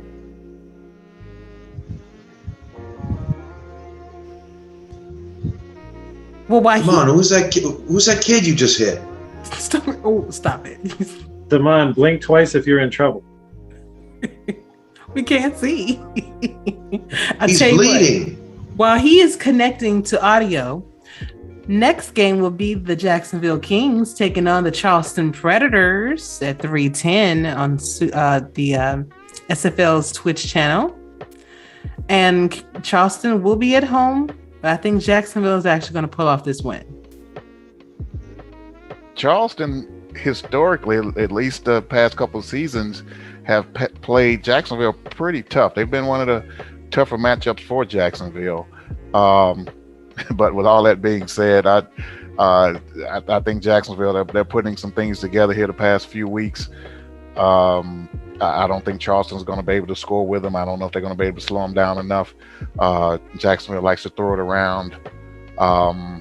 Jacksonville's they're kind of angry about maybe losing their 8-season streak of making the playoffs, so they don't want Charleston to go either. So Jacksonville's going to try to keep Charleston at home with them. Gotcha. Hey, Damon. Okay. Frozen like it's February. Kim. I'd say, Charleston's got the number 2 pass defense in the league, and they proved that last week against Carolina. If Frank don't get Jared Willis off that sideline, Charleston could make a muck of this game. I think Willis is the key again to pulling that upset. So, for all my time I've spent in Jacksonville, I consider us having 3 rivals: Florida, Vancouver, and Charleston. Our games against Charleston are always good ones. I think what happened this last week isn't going to be the same Charleston we see this week. It's going to be a lot tougher game. But in the end, I think we come out just ahead and win it right at the end there. All right, then. Damon, can you hear us? That's not even his car. I'm going with Jacksonville as well. All right, Jacksonville. Damon? He hotwired that thing. That's not his car. He's Grand Theft Autoing right now. He can't hear us. No, he can't. I know. That's why I'm talking. He can watch the playback later. Okay, there you go. All right, the Vancouver Legion will be taking on the Portland Fleet on FTF. This is on Next Level FTF Twitch channel, and it'll be at 4:15 p.m. It will be in Portland, but I am going to go Vancouver on this one. I'm going to go Portland. One, because it's at home, and 2, because they have a strong defense and in particular strong secondary that could possibly slow Vancouver down enough. And it's been several teams this year that have figured out a way to slow Robert Redford down on the ground. He's had a couple of subpar games on the ground, at least for him. And I think that defense is capable, and we already know we're going to get at least 125, 50 yards from Ezekiel Love. If they can control the ball on the ground, get just enough out of O.J. Bruin, and slow that Vancouver passing game down enough, I think Portland can pull this off. So I'm going with Portland. As Tom Pepper goes, so goes Vancouver. I mean, no disrespect to Robert Redford. He's a great running back, but Tom Pepper runs that show up there. If Portland's defense, it's a great defense, if they can figure out a way to stop those over-the-top passes, they can pull this one off. I am going to give the nod to Portland. Hey, Damon. Yes. It's Vancouver, Portland. Who you got? I take Vancouver by 20. You said by 20? Yeah. Oh, okay. Aztecs. I think there's another bounce back week for Vancouver where they continue to get their offense rolling, leading into the playoffs. I mean, we can see the same Vancouver team that we saw the first, 3-4 weeks of the season. I think this team is going to be dangerous in the playoffs, and not too many teams going to want to face up against them. Okay, real quick. Damon is. Go ahead, Ash. Sorry. Real quick, Damon. Aztecs of Houston. Houston. Oh, the Sims are looking beautiful. Nice. Denver versus Sioux Falls. Who you got? I got Denver. What about the 16? Okay, Florida Storm versus Carolina. Oh, Florida, most definitely. Jacksonville versus Charleston. Jacksonville. All right, cool. So we all caught up. Now, Cam, what were you gonna say? Damon, is that your car? Did you Grand Theft Auto somebody? Oh, Grand Theft Auto, baby. You know how we do it. I'll say, just going off of what I said earlier, I think O.J. Bruin is the key. I think if you're going to beat the best, they need a big game from him. Gotcha. Lastly, actually, this is not the last game on Saturday, but the Los Angeles Lakers will be taking on the San Diego Mavericks at 5:15 on Next Level Sports, SFL's Twitch channel. And Mavericks will be at home. I'm going to go with LA on this one, though. I'm liking Los Angeles all the way on this one, too. Yeah, I agree. Los Angeles take this one here. Yeah, this is going to be a tough game for LA. They, a win and they win the division. San Diego, they've been playing a lot of teams really tough. But yeah, I guess gun to head, I guess I'll lean towards LA, but it wouldn't surprise me if San Diego could pull an upset right here. This season, San Diego has forced 17 turnovers. Los Angeles has forced 39. San Diego will need to turn that around if they want to pull the upset. Ooh, good point. Also on Saturday at 8 p.m., the Baltimore Vultures. Eddie didn't pick. Oh, I'm sorry. I didn't pick the last two, but it's all good. Would you please get in and say, okay. Oh my God. My quarterback. Come on, bro. I got Vancouver and I got LA. Apparently, Ashley, he's say it with your chest or don't say it at all. One of the two. Nothing in between. Man, you gotta be in on it, man. Everybody else is clicking, man. You gotta just say it. I'm multitasking. All right, clearly. But Baltimore Vultures will be traveling to Queensway to take on the London Knights. London. Saturday, 8 p.m. for the fans. Is T-Roy on the show? Goodness. I'm sorry, Mike. I gotta go with Baltimore, man. They're too hot. Even though y'all gonna be playing at home. London. I'm picking Baltimore. Any team that can put up 38 points through an entire SFL season per game, you got to go with that team. Sorry, Mike. I love you, brother, but I don't think London has the defense to stop this Baltimore's offense. They have two of the best wide receivers in this league. Both of these guys have surpassed Dr. Sim, who was leading basically the entire season in receiving yards, and these guys came out of nowhere due to Sim having a slump the past 3 games, and And I don't even think Sims can catch up with these guys to finish off the season to take that crown back. You do know I played with London, right? Yeah. What's that supposed to mean? I mean, well, you said They throw the ball like 900 times a game. Is what you said they were two of the best receivers in the league, but I played with London. So you had it mixed up. See, Oh my gosh.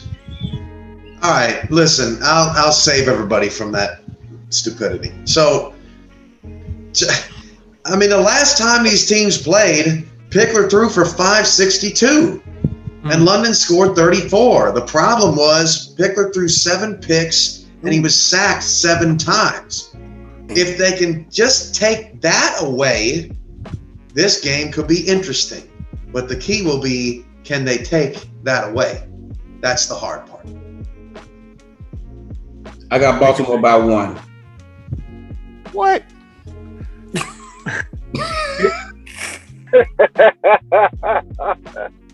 In overtime by 1. That was the easy way out. You can't win an overtime game by 1. It's not the Canadian League. You can't get a single. Here's the trick. Damon was wrong in his percentage earlier about London. The whole reason Johnny went there is because it's 95% pass to 5% run. And that's exactly why Pickler went there. The problem is, in order to beat Baltimore, you got to be a complete team, and Robert Merrill just isn't making them a complete team right now. Why not? Because Robert Merrill, like last week, one carry for what, 5 yards, 3 yards, 5 yards? So is it his player build or what is it? What's stopping him from performing? I don't know, because he did have a great game earlier this season. And I thought they had it all figured out, but then we're back to last week. Is he a capable running back, running the ball? He's a great receiving back. Is he a capable running back, running the ball? Yeah. I mean, to be just quite honestly, yeah, I think he is. I mean, because when he gets the opportunities, he tends to come through. So I think he's capable. He had 100 plus versus Florida. He has had a couple of games, but I think. But the offense struggled. The offense did struggle that game. I mean, because it's just not. You were playing Florida, so the way. Yeah, I mean, they slowed us down, but he's definitely capable. Like you say, we saw that against Florida. Mm-hmm. Everything I see tells me he's a capable running back of running for 25 yards. Dang, bro. I just don't think he's the running back that London needs, and I don't think that helps. Oh, London. Oh, okay. I thought you were talking about Willis there for a second. No. Jared's been having a bad season this year too. No, you're crazy. Merrill's better than that. He's better. He's way better than that. I don't believe it, man. You're my Packer brother, but I can't agree with you on that. All right then. The Las Vegas Fury. Last game on Saturday at 8:20. Will be the Las Vegas Fury traveling to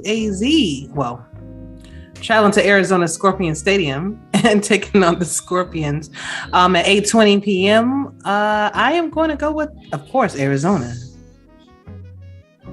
I need for Eddie to put together his best game plan he's ever put together and and keep Las Vegas at 5 wins. So I have a lot of faith in them, so I'm going with Arizona. Don't let me down, Eddie. Yeah, I'm going to go with Tank Top Eddie on this one. That offense that Arizona has is as I've stated before, it's such an artistry, and I love it. I think Arizona comes away with this one here. I think their defense comes in and be aggressive. And not allow the Fury to basically march down the field, especially on deep passes. This is something that Arizona does so well, is taking away the deep pass. So I have Arizona winning this one. They're in Arizona at Fatality Stadium. There's no other stadium with such a better name. That means you're gonna die when you go to this stadium. You literally gonna die on the field. You know.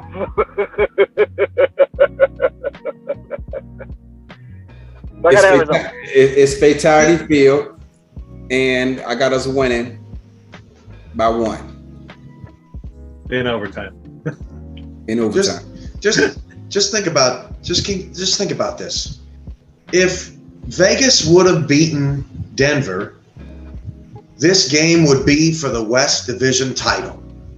Thank God. That's how close Vegas was. But they didn't take care of business against their rival. And I think the key for Vegas is just throwing something at Eddie that he is not going to expect. Because if he expects you're not going to play very well. We'll be ready. They gotta throw some magic at him. We'll be ready. All right, so here's my thing. I believe wholeheartedly Arizona's going to win this game. I just have one request for Ashley. Do not throw it to the pink jerseys, please. You know what? I'm gonna do my best, Mike. I promise you. I've been telling these guys. Well, I was making mention. I was like, I'm gonna start doing either 10 planks or 10 push-ups for every interception I throw. So if I have to drop down and do 30, you know I'm gonna be pissed. Mm-hmm. So, Ashley, as I stated to you earlier this week, you are third least. You're tied for third least in interceptions in this league. Third least. Yeah, but if I didn't throw none last week, then we probably would have won. Okay, never mind. Let me.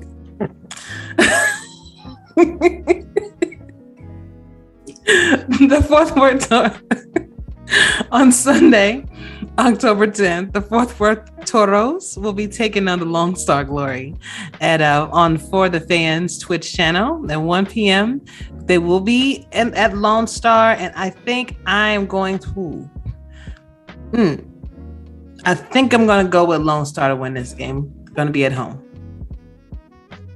Lone Star has typically had Fort Worth's number since they both came into the league, but I got to roll with Fort Worth this week. Okay. This is a tough game for me to pick because I have friends on both sides of the ball. Both teams are having a down season. I love Cam Curtis. I love those guys in Fort Worth, but I got to take Lone Star in this one. This is the toughest game to call, I think, of the weekend.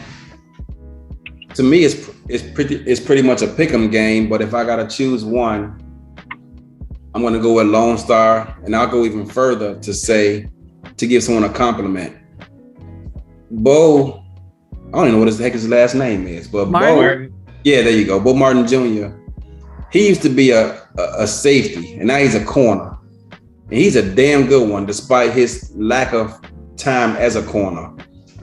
In another season or two, we may be talking about him as one of the best corners in this league because he is locked down, and he's big for a corner too. Yeah, excuse me. You're right about that, Eddie, about Bo Martin. Really big dude as a corner. I'm taking Fort Worth in this game. Only thing because I need that Fort Worth win within this division here in the South. Although we fell short to Lone Star a few weeks ago, so I take Fort Worth in a close game. I'm going to go 17-16. My key to this one is how much does Fort Worth care about beating Lone Star? Because they're 0-4 against Lone Star all time, and that's a big rivalry. And it's a pretty friendly rivalry, but Fort Worth is tired of losing to Lone Star. But Lone Star is the team that has the most to play for this season. So how badly does Fort Worth want to beat Lone Star? I think we'll find that out this weekend. Fantastic. At 1 p.m. on Sunday, at 1 p.m. 1:15 p.m. on SFL's Twitch channel, the Tulsa Desperados will be taking on the Louisiana Revolution in Louisiana. I think I'm gonna go with Louisiana because they're at home. I mean, Tulsa. It's hard for you. That's your squad. Tulsa has great pieces. It's just I think that they have to take time this offseason to really revamp things, and they could be in playoffs next season. But I am going with Louisiana on this one. Well, here's the thing. This is a huge game for Louisiana and as well as all the other teams that are at 5 and 6, in particular London, because they do have the head-to-head over us. When if they win this game, that means we're definitely going to have to take care of our business against Baltimore, which in turn we would need to get into a 6-6 tie, and if we beat Baltimore, the strength of victory goes way up. But with that being said, Tulsa, showed that they had a pulse a little bit last week. They scored over 17 points for the first time in a long time this season. So, and then the way that they lost the game, are they going to be more determined than ever to prove that, last week was a fluke and we're going to, knock someone else out of the playoffs? Going to be a tough game, but Louisiana, they have a great team, a solid team, even though I personally need them to lose, but I think they're going to take care of business and get themselves into the playoff top. It's going to be Louisiana in this one, and I think it'd be fitting to see Reggie Streeter have a monster game to go out the season out. Okay. I think we're going to see a lot of. Oh, go ahead, Damon. Go ahead, Cam. No. I was just going to say, I think we will see a lot of Streeter in this one. I think the key will be Tulsa trying to stop him.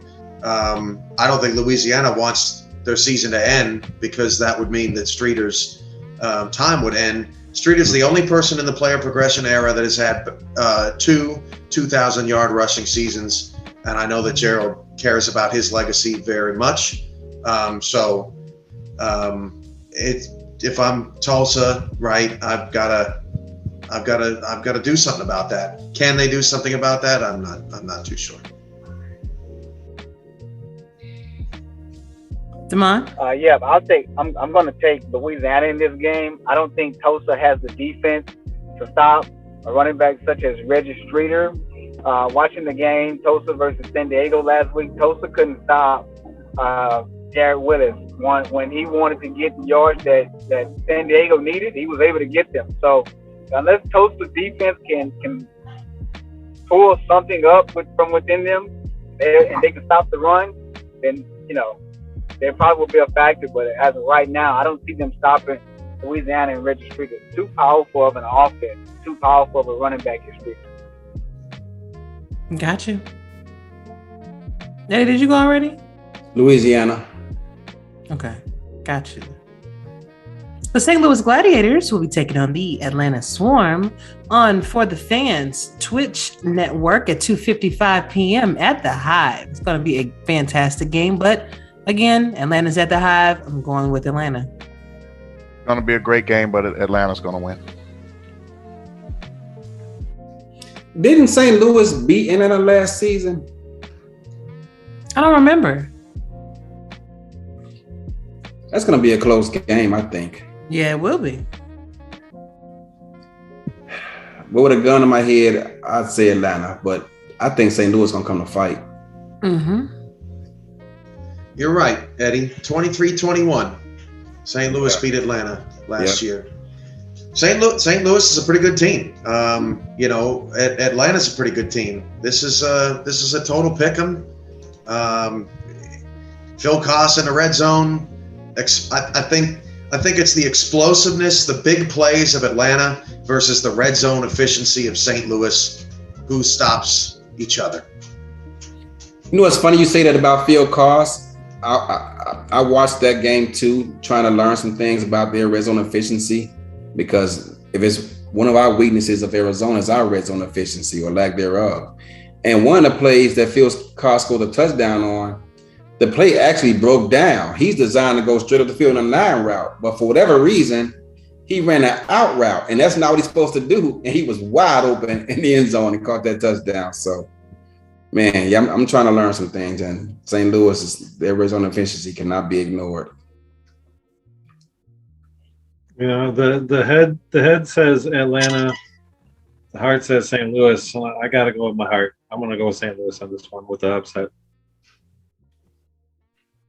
Gotcha. Last game. Devon, did you go? No, I'm taking Atlanta. Atlanta at home and at the high. I don't see St. Louis coming away with this victory. Gotcha. Last game will be the DC Dragons taking on the Queen City Corsairs on Simulation Football's Twitch channel, 3:05 p.m. They will be. Queen City will be at home. Yeah, I'm going to go with Queen City on this one. Although DC can win, I think any team can win on any given sim day, but I think that Queen City is just a little bit hotter than DC right now. Yeah, DC has lost like 30 straight games by 6 points or less, but but yeah, they've lost a lot. They had Queen City beat a couple of weeks ago, and late interception sent that game into overtime, and they ended up losing in OT. Queen City doesn't need this game necessarily, but I think we're just going to add this to the number of losses by 6 points or less. Queen City pulls off another one. Where is this game? At Queen City. Man, DC just has they've been having the worst of luck, man. It's like they go into the fourth quarter with the lead in almost all of those losses and just can't hold on to it. I got Queen City winning this one. Come on, you go. My phone is about to die, but I'm gonna go ahead and take. I'm going DC upset. I'm going DC. That's it. And I'm out. Why y'all so quiet? All right, gotcha. Listen, thank you this so one much. is going to be a game of Rock'em Sock'em Robots here. I do feel like DC's head's going to be the first one to pop, but it's going to be super tight. And I don't know that I'm confident in my pick, but I'm going Queen City. Gotcha. Yeah, this honestly is I think one of the more tougher games to pick, because I just don't. I mean, you are what your record is, but DC just doesn't feel 2-9. It's just hard. It's hard to believe, quite honestly. So I don't know what you do with that. I think that a key to DC can be putting together a game plan that will get them out ahead. And I mean big time, being very aggressive offensively and just going for it, because Queen City playing with a big deficit could be problematic for them and their ball control style offense. And it can also help DC avoid a collapse in the fourth quarter by being up, a few scores. So if I'm DC, I'm just gunning for it. What do I got to lose? All great points. Ada, did you go? Yeah, I chose Queen City. Gotcha. I'd make sure. All right, guys. Fantastic work. We are sliding over to the topic question of the week. In light of all of the AI mishaps that happened over the weekend, what are some possible solutions to solve some of the various issues that we face, if they can be? I don't know if Cam wants to start off first, kind of giving a little bit of overview for people that don't know exactly what happened in that Tulsa, in the Tulsa game, and even with the London game. Yeah, I'll start it off. Let's start with the easy one. London, DC, the Xbox froze. I'm aware of the glitch. It's a glitch that happens at halftime in the game, and the halftime show just needs to be cleared. And if it's not cleared in time, then you end up getting the freeze, and that's what happened last year. So I just didn't get the halftime cleared in time. We had another game going on, obviously, and I looked over and I realized there it is, right, and just didn't get over there in time. It's very unfortunate. It's very rare. you know, it happens, maybe once a season now, right, Ashley? So it's just a matter of clearing it, understanding the error. And I told the teams, I said, hey, maybe it's just time to retire that Xbox. I'll auction it off at the next convention for somebody to smash. I think we'll make a lot of money. You know, and let's get a newer model in here. But, you know, anytime a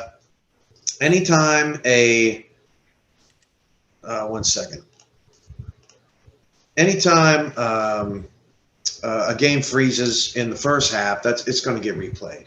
Anytime a game freezes in the second half, it's up to my discretion. And you know, depending upon how it relates to the playoffs, depending upon how big the margin of victory is, depending upon the time of game, is all going to factor in. And this one was a no-brainer.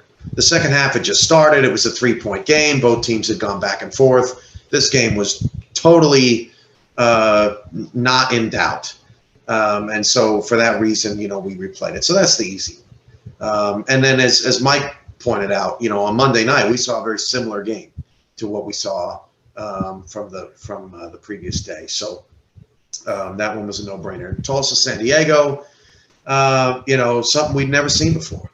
In 17 seasons, through everybody's sims, through all of the games the SFL has run, through all the years we've been doing this league, and the years before our league even existed when people played that game, no one had ever seen that happen. And essentially what happened is that the AI assumed that the game was over. The game was in fact not over, as San Diego completed a comeback, and it just didn't have the responsiveness to snap out of it.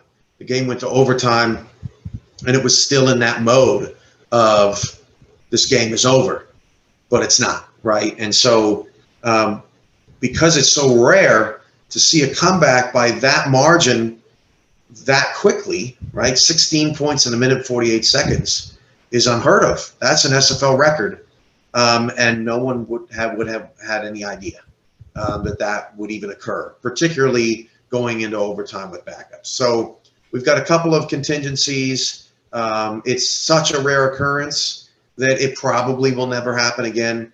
But if it does, then we'll have a contingency for it, and we'll prove that in the off season. Yeah, I got a question for you about that. Correct me if I'm wrong, but I understand that under 5 minutes, the backups come in when your team is leading. Is it 16 or 17? I think it's 16. In the event that lead gets under that amount, do the starters come back in at that point? We've always thought that to be the case. I think, and we have to run some more testing, right? But I think what happened, Eddie, is because there was so little time left in the game, we now think that it's based on time remaining in the game plus the score that determines all of that decision making. And obviously it's hard coded that with under 2 minutes to go, 16-point lead, there's nothing that triggers them going back in. Whereas if there's a 24-point lead like a 21-point lead with 4.5 minutes to go and somebody gets a garbage time touchdown, if there's over 2 minutes left, maybe the starters come back in because they say, oh, there's a lot of time left in the game, so we got to get the starters back in because we don't want to blow the lead. But there's some kind of miss in there, and we just have to identify exactly what scenario it is that is being triggered to not let the backups in so that we can properly rule when that contingency needs to be applied. Yeah, because I was under the impression that they came back in, but I could be wrong. My second question, is there a slider that keeps the starters in instead of bringing them in? Instead of taking them out with 5+ minutes or 5 minutes, is there a slider in which we can decrease that to say maybe the 2-minute warning? Or there is not. There is not. It's a hard code in the game for realism purposes that the backups are going to get time once the game is quote unquote out of reach. the game felt like with 1:48 to go, the game was out of reach. And 99 times out of 100, it is out of reach because we don't ever see that comeback. So what San Diego was able to do, whether it be with the backups on the field or not, was something that was extraordinary. And I mean, they had to get the two-point conversions as well. They had an extra timeout to use, and they dialed up the right plays at the right time. And so I think it was a perfect storm of everything coming together that contributed to this once-in-a-lifetime event, which honestly, we should be so fortunate to still be having once-in-a-lifetime events 17 seasons into this league. Yeah. But one thought that was just triggered by you mentioning time and timing was that when Hammer scored the tying touchdown and then 2-point conversion, obviously that was because you mentioned that the AI probably was thinking that the game was over. Technically it was, because it was zeros on the clock. So maybe that's why I'm just trying to, brainstorm the thinking maybe the AI said, okay, game's over. So they just kept doing what they were doing, at least as far as particularly, I think what hurt Tulsa more than anything was the backup quarterback and offense was in the game in overtime. None of those guys came back, as opposed to the defense. At least it was a few guys on the field, but offensively, that's where they were hurt more, the most, in particular, like I said, in overtime. So maybe once the clock hit zero, as you mentioned, maybe it thought the game was over and didn't do anything differently. But just a thought as to what may have triggered that in overtime as well. I have like us actually being stuck in specific formations, where like I think the most recent one, I think I got sacked like about 4 times in a row, and it's just like you just get up, run it, and then you get sacked. It's like it. I guess I'm trying to figure out what could we do in order to kind of take away some of those errors. Do you think that emulators could be used to maybe to show it on the computer, as or even updating your Xbox, which I was playing with you about at the convention, but you just need a better coach. Hey Ashley, I gotta step out real quick. I will be back and answer that question. Okay, thank you. You just need a coach that keeps you from getting sacked. Okay, first of all, I was the least sacked quarterback in the league up until 2 weeks ago. That's because you didn't play me this season. What'd you say? That's because you didn't play me this season. I'd have sacked you like 3 times.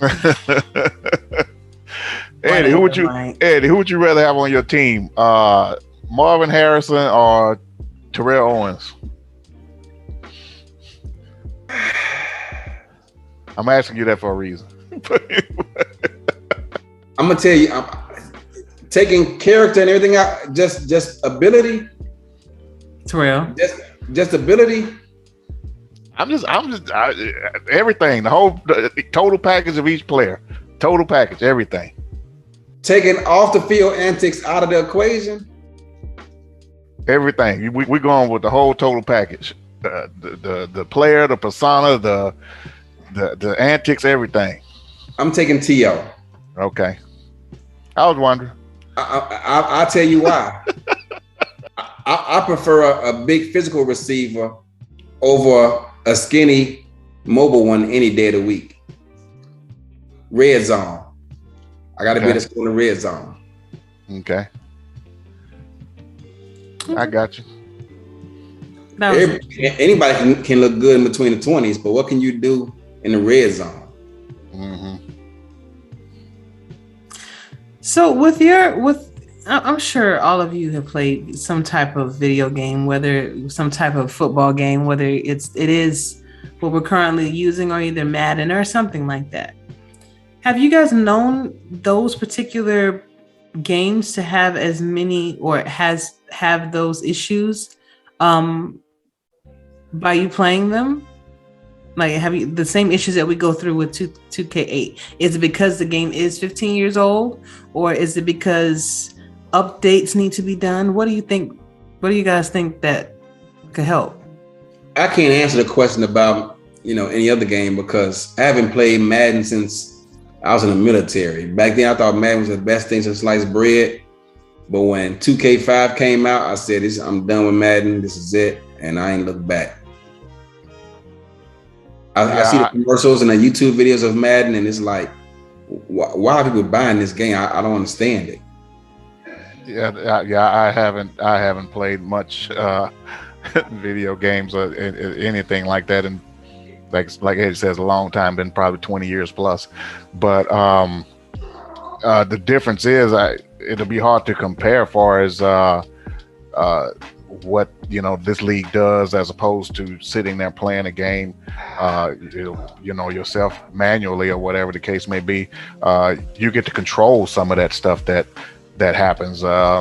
Play calling, you can that's you calling the plays against the computer or whoever you may be playing against, as opposed to we putting the plays in and a sim.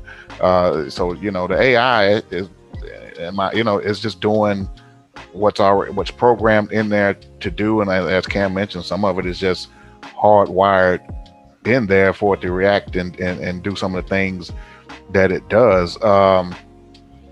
As far as the game itself, is it old? I mean, of course, yeah, it's 15 years old, as you mentioned, but I still see a lot of stuff that resembles the real thing. I mean, I don't look at it and say, man, this is old or antiquated and they don't do this anymore. About the only thing that I have kind of said that about recently, you have more running quarterbacks, or at least dual threat type quarterbacks in real life right now, as opposed to APF won't let a quarterback run as much. But other than that, it's about as realistic as you can get in my eyes. And one adjustment that I have liked this season that we've seen, every field goal is not automatic this season. Yeah, you're right about that. I mean, we've seen pretty much a missed field goal almost every weekend of the season.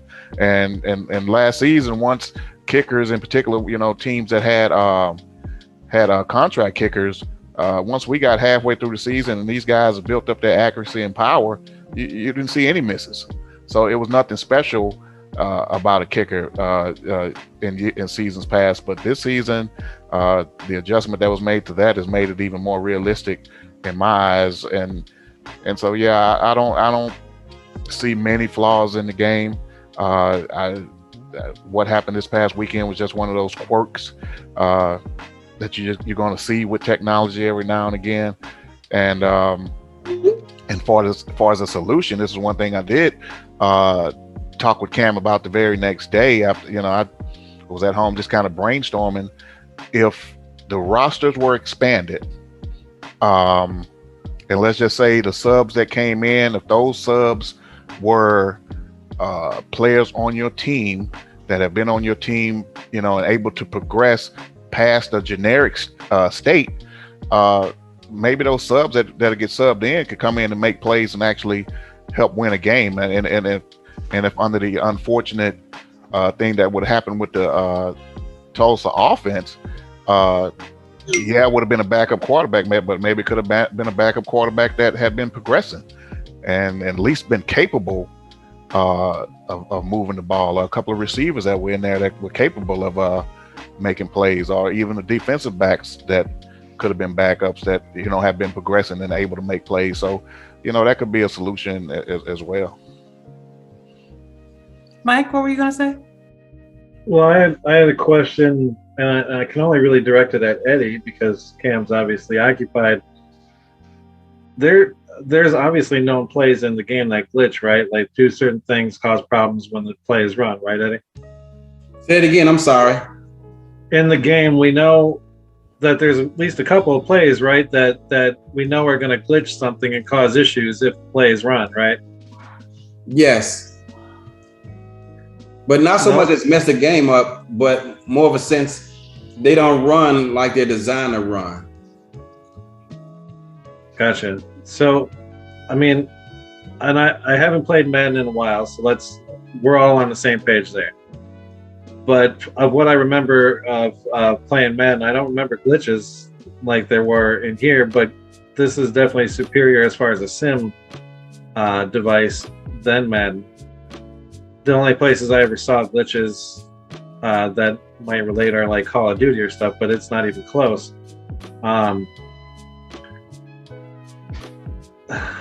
And you guys figured out the glitches on these plays, and you said, let's cut this out. You're not allowed to put in the playbook, right? They were essentially banned plays, right? The only plays that are banned that I know of is stuff like flea flicker. There's a couple other ones too. I mean, Ken could tell you more about that than I could, because I don't run those stupid ass plays anyway. Yeah, but, I think halfback pass. I think a halfback. Yeah, there you go. Halfback pass. Another basically, one. no trick plays. You can't run any trick. Yeah, plays. There you go. But it's not because it messes up the game. It's just, he's trying to keep realism, I guess you could say. They wouldn't. Those plays, halfback pass wouldn't work anyway, because you're halfback. You're probably not even capable of making a throw anyway. Walter Payton got a couple of passing touchdowns out of that. I mean, I'm just saying in the APF, it probably wouldn't work. Well, let's just take the source of who's saying it right now, Eddie. It's Mike, and he's going to complain if the ball doesn't make it to him and he doesn't, have all the glory. So exactly. Take a little from Mike. That's possible as well, but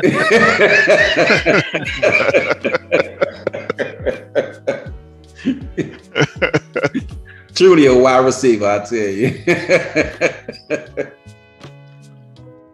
Ashley, you might have touched on this when you were talking to Cam before he disappeared, but Eddie, is there, with the fact that the game is getting older, the hard copies get harder to get.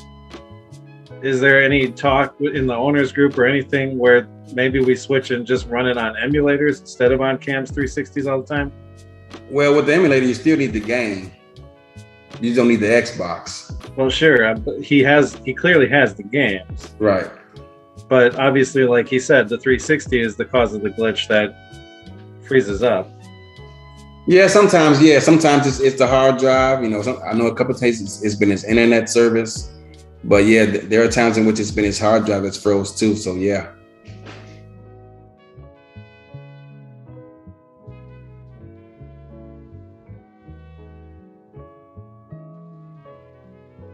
But the only way on a typical laptop, you have to buy a laptop with a powerful processor and stuff like that. You just can't get anything. So I think those laptops run around like 700 or something like that. But I do want to get one. So that I can, try using it, because, in the days in which I travel for work, it'd have been great instead of having to lug that damn Xbox around everywhere. I mean, yeah, that definitely would make it easier. But I think at some point, to answer your question, everyone's going to end up using that emulator. I think. I guess my thing is, as long as it's going to help the situation, because I think it just bothered me because I wasn't in chat when everything was going down, but it kind of bothered me to see everybody just up in the uproar about it. And I get it, because if it was any one of our teams that went through that, we would be mad about it too, So I'm I guess just trying to figure, like, if he was to do the updates to his Xbox, right? Normally, like computers, gaming systems are made to be updated, probably to fix certain bugs, probably to fix certain things in the programming or whatnot. So I think maybe a quick fix or with him just go ahead and update his Xbox. Like, that's a simple thing. I've teased Cam about that before. Mm-hmm. And in his defense, most of those updates, if any of them, may not even fix those issues, because the game is so old. I doubt those updates were anything Xbox related. I could be wrong. That's just me speculating. Well, Eddie, how do you feel about what's your stance on expanded rosters? Is that something that you are? I embrace it. Okay. Because we got automation, so things should be a lot easier now. I would love to have another offensive lineman, if not two. Yeah. Love it. And you know, the other thing I was thinking also, if the let's say if you went the backup cornerback route or what have you, and a lot of in some of these games where you see a blowout, and obviously the subs come in and get a garbage touchdown, that would also probably preserve more shutouts, because a lot of times you don't see a shutout because the generics come in and they're just not capable of stopping the other team.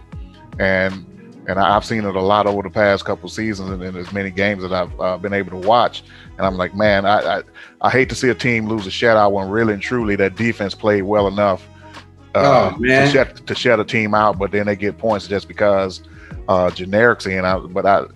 Just in brainstorming about that, I kind of figured, man, if they had just someone that was halfway capable of stopping one of these guys, they probably can preserve shutouts in that situation too. You know how pissed I was when my backups gave up that touchdown to I think it was Vancouver with like 50 some seconds left. Yeah, your defense had totally dominated the game, and whatever touchdown they got, they didn't deserve it. Is that? Oh my God. I something like that would probably, definitely help in a situation like that. Oh yeah. Well, I embrace expanded rosters. I was just talking to Kim about it on the phone today. I'm all open for it. Let's do it, man. Well, I'm not giving up any of my snaps, but I'm just Can't have that. No, we can't have All right, that. Ashley, I'm back. I'm so sorry. Of course not. Why would you ever? I can see you maxing out your stamina right now. Catch me up, Ashley, because that's the last thing I want to talk about is Mike St. Green's snap count. Well, we got more important stuff to talk about.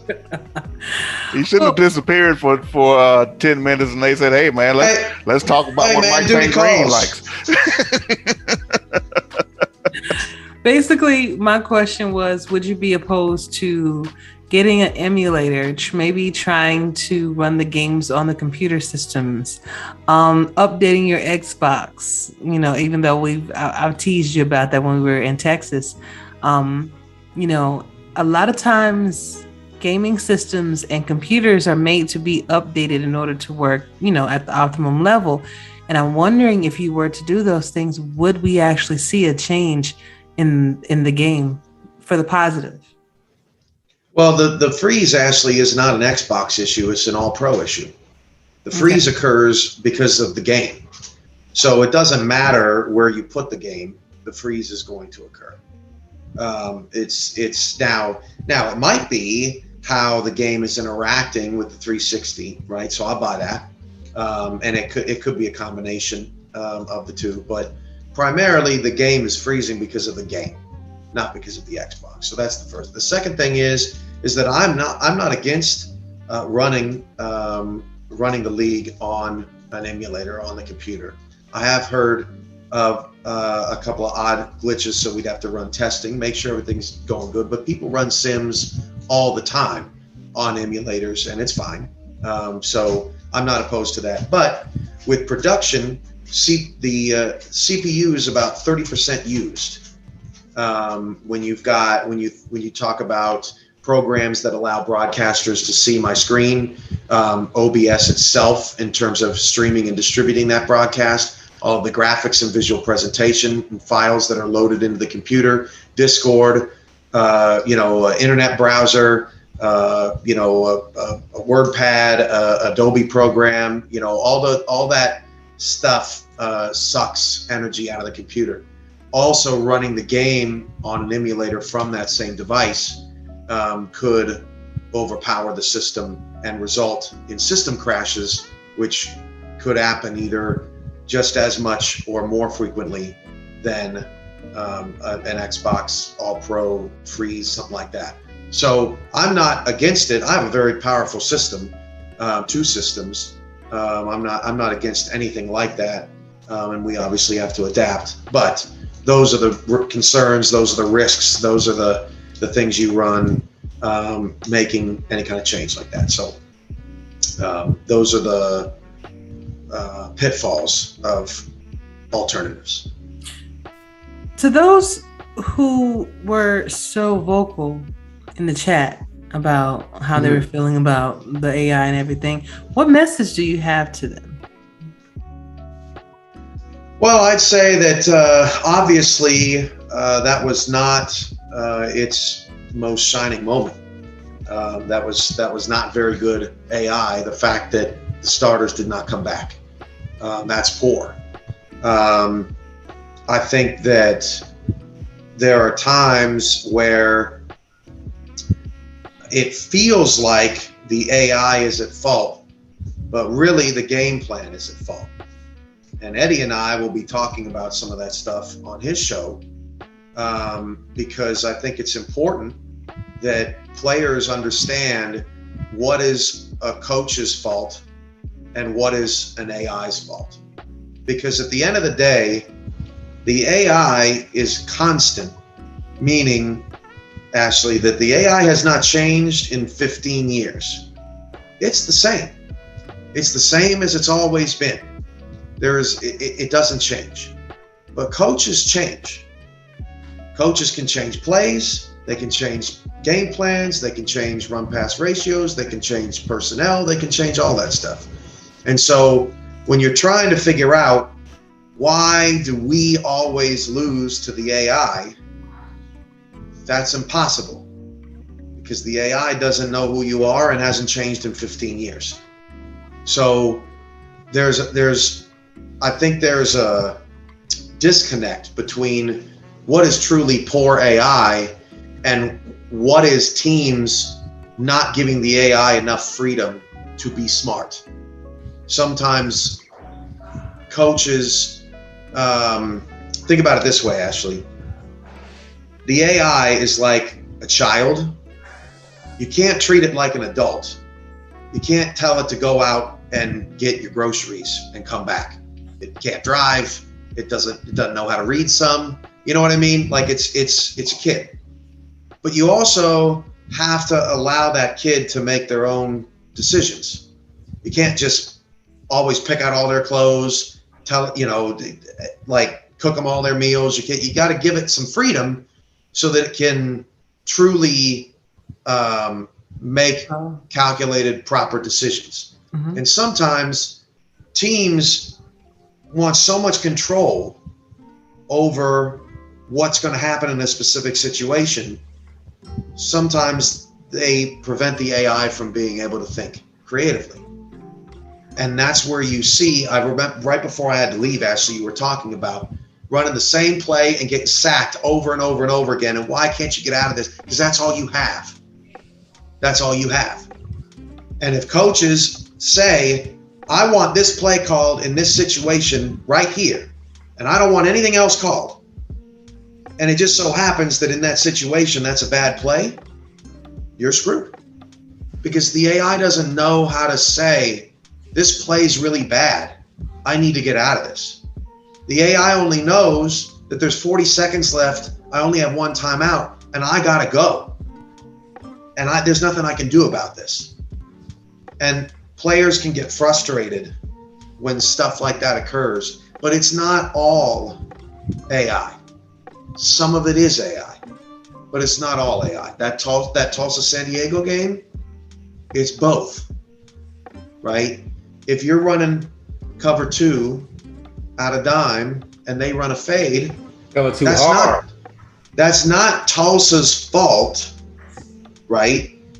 But because San Diego called that play, the combination of that play call against what San Diego called would have equaled a touchdown regardless of who was in the game. So you can look at that, you could say, well, AI put the backups in, they shouldn't have been in. Well, the backups didn't give up the touchdown. But Tulsa didn't give up the touchdown either. You got to have different plays in your playbook to stop different things. It was just a bad break, right? And that started the snowball that allowed the AI to make poor decisions, which it made on its own, right? Like I said, it was not its most shining moment. It was not its most intelligent decision making.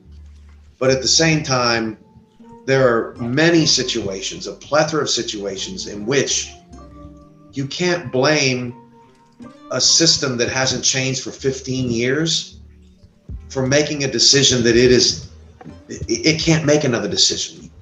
Teams are not allowing it to make another decision. And when you allow an AI, or for the lack thereof, to make decisions and then wonder why it made that decision, it's been the same for 15 years. You got to know where the pitfalls are so that you can work around that. And so it's hard, right? As a customer, as a player, how do I know what's what, right? Is this just a stupid game or a stupid game plan? Is this just bad luck, or could we have prevented this? Is this a player making a bad play, or is this a player not progressing and being, worse? Like, is this player legitimately worse than this player, or did that player just have a bad play, right? Have a bad game, and it's hard to distinguish whether, hey coach, is it my fault, right? Is my player bad, or am I in a bad situation? Was I put in a situation where I wasn't able to succeed?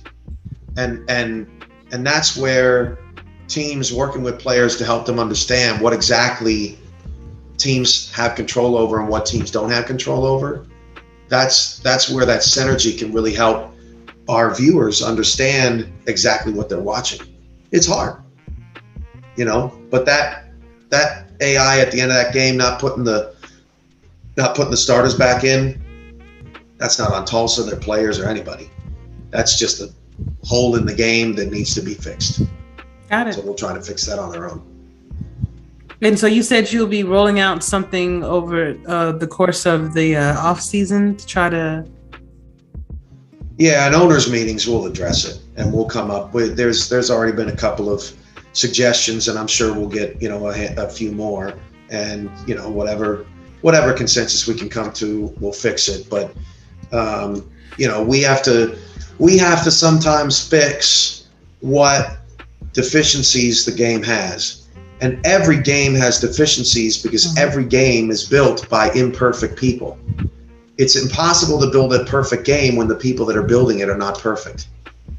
So with that being said, every video game, sports, football, or otherwise, is not perfect and will have glitches and exploits. And so it's our job as a league to say, hey, we identify the weaknesses and we put things in place to fix them. And you can look up and down our rule book for things that we've done to fix those deficiencies. Like, right, Eddie, season 4, Minneapolis. We're not gonna run. Yeah. Why? Because we're not gonna put a run play in. Yeah. London may not run often. They do sometimes, right? But they have 25% run plays in their playbook just like everybody else. And it's all about the style of play that you want to play that can help. And that's living proof, right? London knows how to not run the ball 25% of the time. They know that's coaching. That has nothing to do with AI because they have 25% run plays, at least, maybe more, in their playbook. But they know how to not run 25% of the time, 40% of the time, 50% of the time. That's good coaching. And so if the league, if they just never ran at all, you best believe the league would say, well, you can't do that. You can't just totally manipulate the AI. What you're doing is you're taking advantage of a weakness in the AI and you're exploiting it. And it's our job as a simulation football league to close those loopholes and to get rid of them because of the AI's weaknesses. And that's why our games, by and large, are so damn good. Because we have put the AI in a box where it can be very successful. And the teams that are the most successful put the AI in the best position to succeed and execute what they want it to execute. I have a question. Yeah. And I don't know if this is a coaching thing or an AI thing. When it comes to timeouts at the end of the game, and the game just lets the clock run and run and run instead of making those plays that could give you the touchdown for the win, is that a coaching slider? Is that the AI just screwing around? What is that? The AI has a deficiency where it thinks it doesn't have another timeout. Essentially, you notice they'll leave one timeout out up there, and it's like, how could you just leave that timeout there? Well, it obviously doesn't realize it has it. Otherwise, it would use it. And you'll see some 2-minute offenses where they will properly use all 3 timeouts and will be very effective in how they use it. But some of that can come down to what your 2-minute offense may look like. And what I mean by that is, if you're running slants and that's all you got, you're not helping the AI manage its timeouts properly.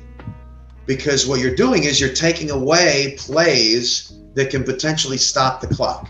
And every time the clock stops, it resets the AI's thinking. So let's say that the clock stops with 1:20 to go and you have 2 timeouts. That's a reset to the AI, right? So now it can take, okay, 1:20 left, 2 timeouts, I want to do X, right? But if you're not stopping the clock and you're constantly in no huddle and you're not getting out of bounds and you're not giving it a chance to reset, the only thing it knows how to do is go, go, go, right? So coaches at times are putting the AI in a position where it's harder for it to be successful. It can be successful. You can run a 2-minute drill where you call all of your timeouts, you score a touchdown with under 15 seconds to go. We've seen it happen multiple times just over the last 3 weeks.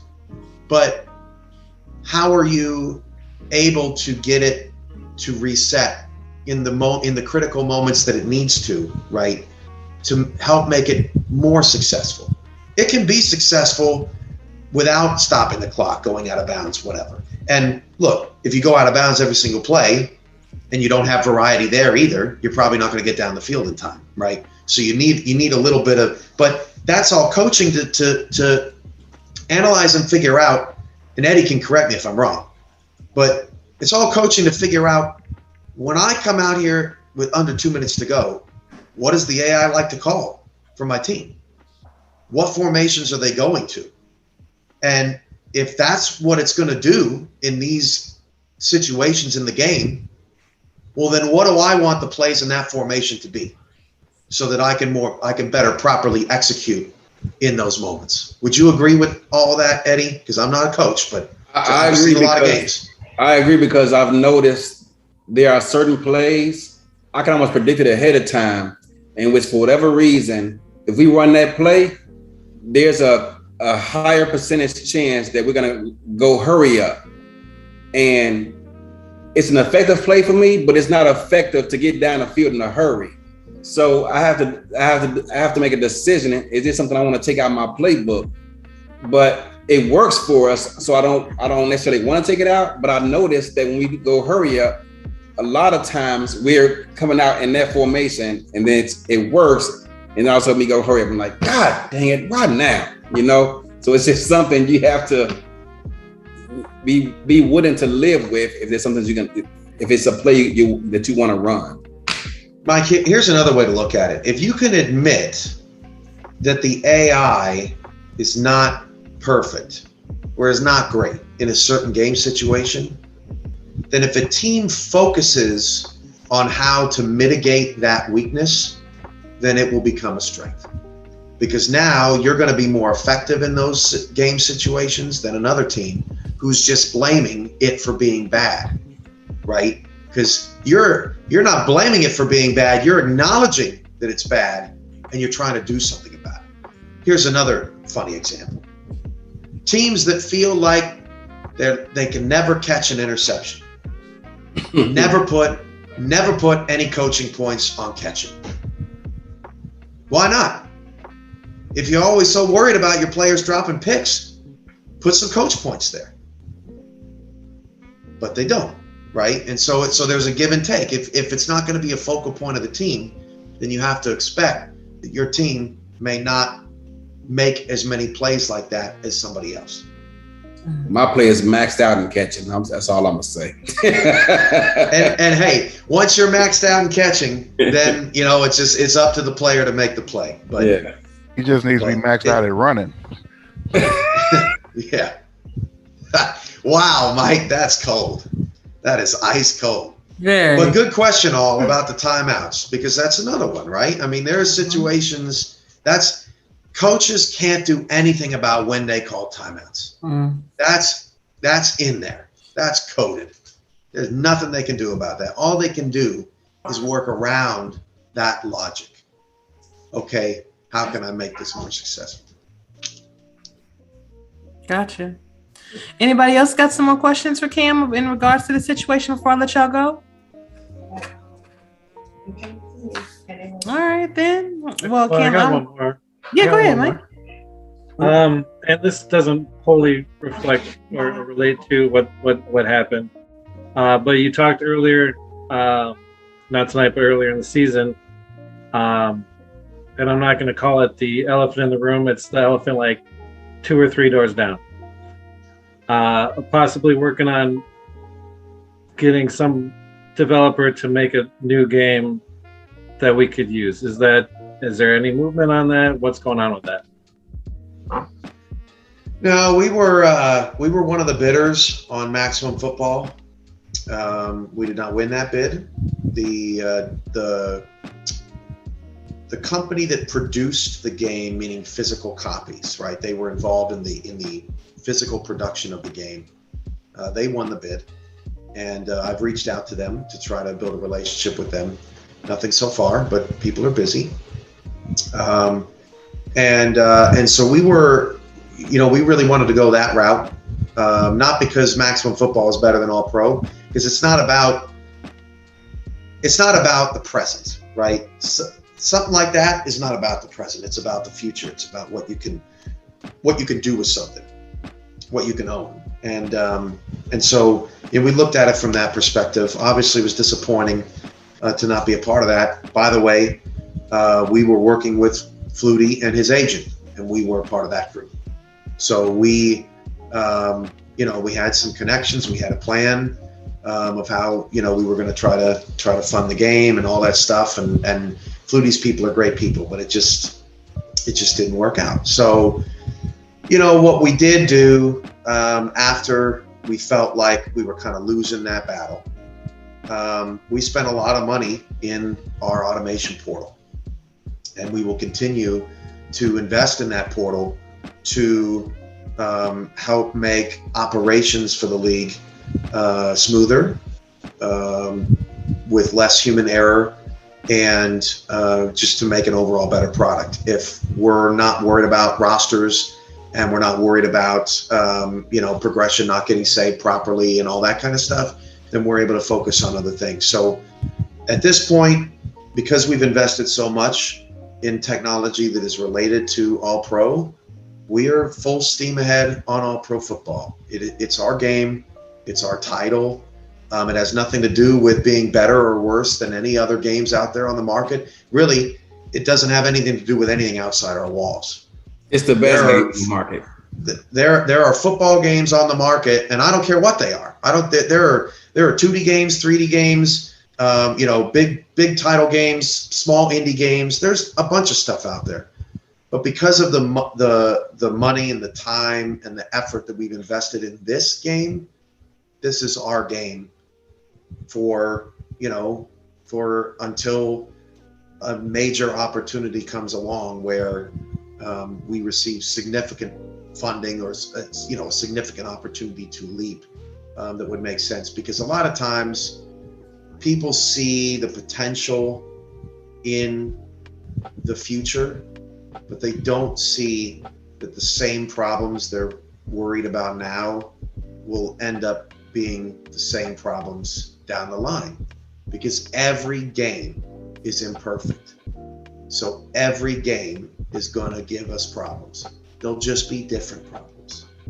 And I see it all the time because new leagues pop up. And anytime there's anything new, oh man, it gets everybody jacked up, right? So I try to have as much new as I possibly can because I know it fires everybody up. But new means inexperience. And you don't know what kind of crap you're going to run into once the new wears off. And we've learned that over many years that there's always going to be crap. So there's got to be a real good reason to move off. And now that we've invested a significant amount of time and money, we're not going anywhere. All right, love it. I have one more question, Ashley, and this one's for Eddie. And Eddie, you can just answer this in a percentile number, okay?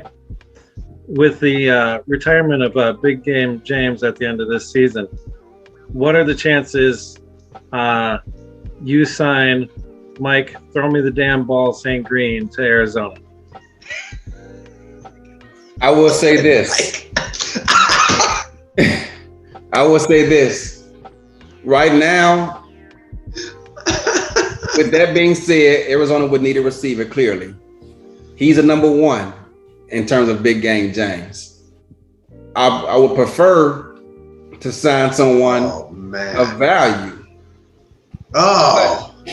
But no, I'm not. It's not shade.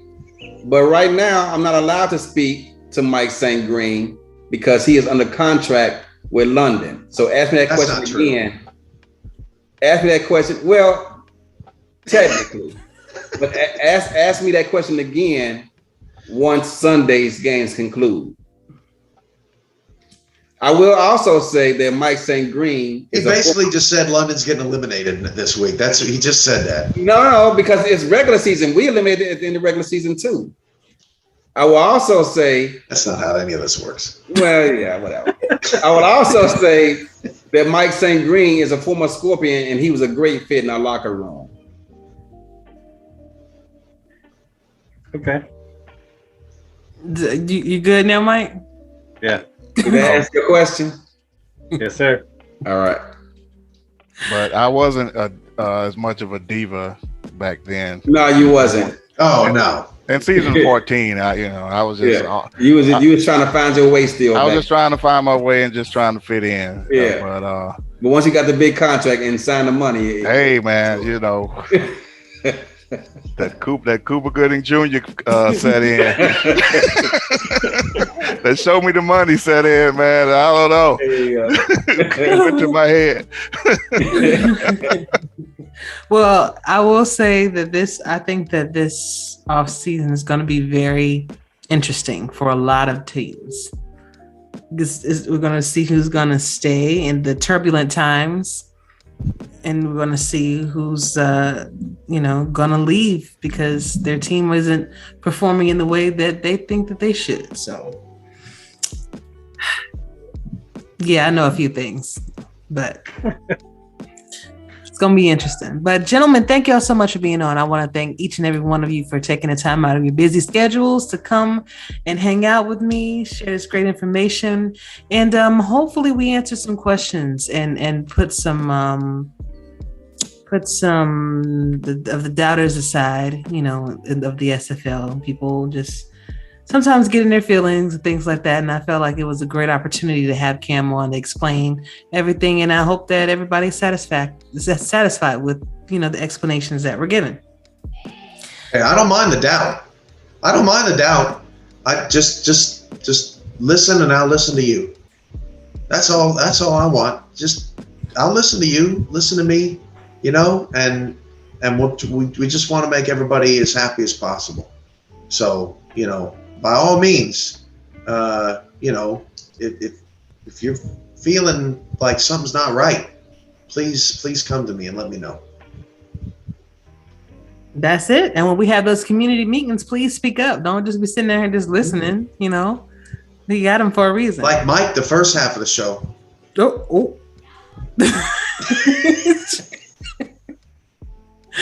But again, y'all are welcome to come back on the show anytime you would like to. But before I let each one of you go, I will have to give you the last word. So we're going to start with Mr. Gage.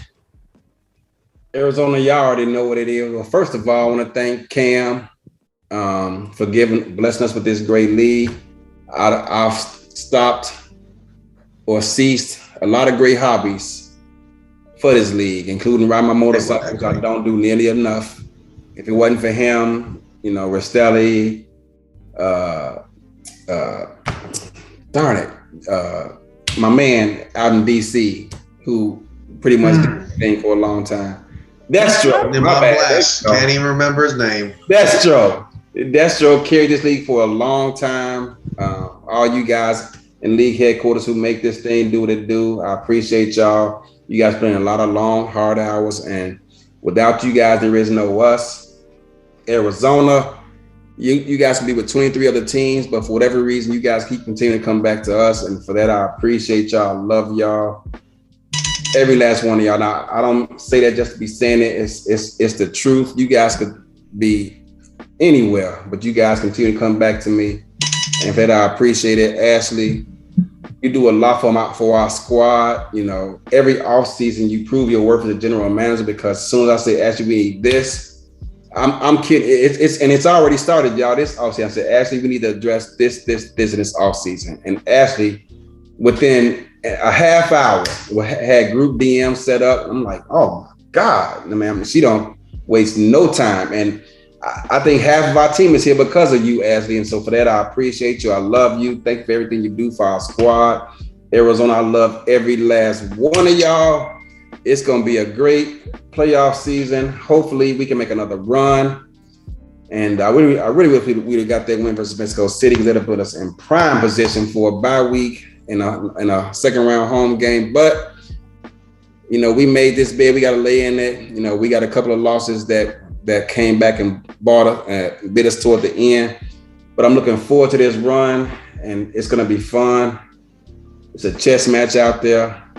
I see the timestamp or whatever it is you put up there. I can't even see it. Your screen all jacked up because of background. Oh, the timer. Arizona, I love every last one of y'all. It's going to be fun. Man, I hope we can make a run, y'all. It's going to be fun. It's going to be challenging. I'm going to lose sleep over these playoff weekends, but this is what I signed up for. And let's go have some fun, make a deep run, and hopefully win a chip, man. That's all I got. All right. And Mike All. All right. Well, I just want to say, I love Jacksonville, and my team did great. We had a down season, but we still have that tiny little chance that we can make the playoffs. And I'm crossing my fingers this weekend that it rolls our way and we make it in by the skin of our teeth. But, I appreciate, Cam coming out, answering all our questions and talking about what happened this weekend. I'm glad I got to be on here with you guys and joke around and have fun with y'all. Thanks for having me on, Ashley, and thanks for doing what you do. Anytime. I thought all was going to copy Eddie's speech. That's why I started laughing. I thought he was. I'm sorry, Jacksonville. I love y'all. Drive home safe. All that other stuff that he says. All right. And Mr. St. Green. I'm actually going to echo just a little bit of what Eddie said. I'm not going to, steal all of his shtick, but I'll just say, man, I love this league, and I've talked to you, Ashley, and Cam, on camera and behind the scenes as to, a little bit of my past and where that passion comes from.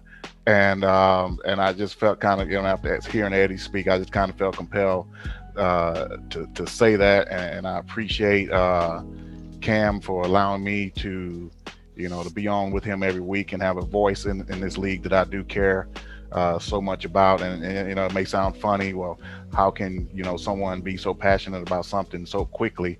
I just believe in the product. I believe in what Cam's doing.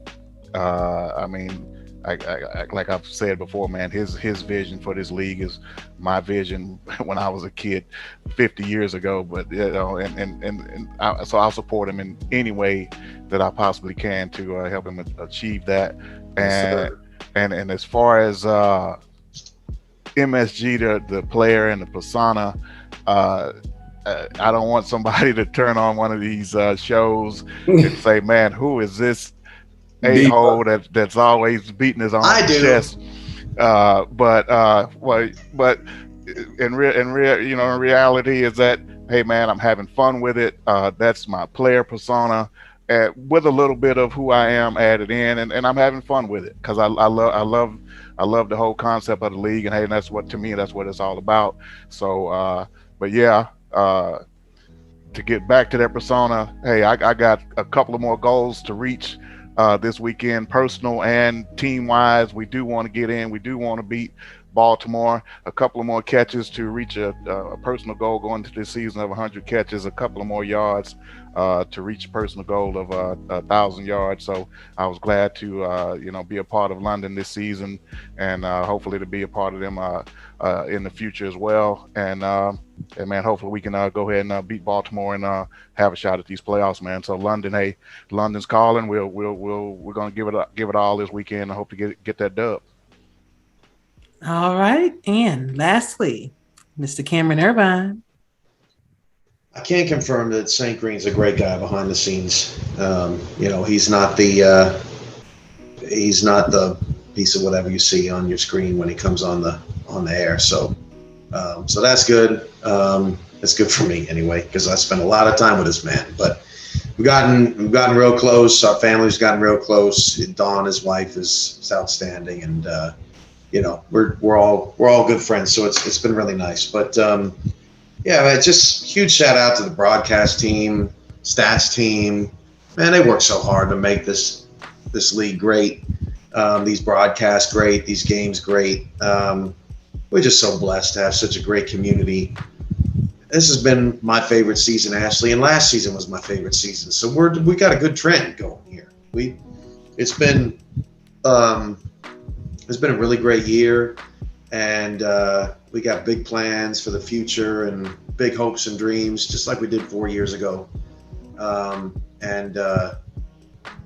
Man, it's a pleasure. It's a pleasure to know every one of you. It's so much fun. So let's have a great playoffs.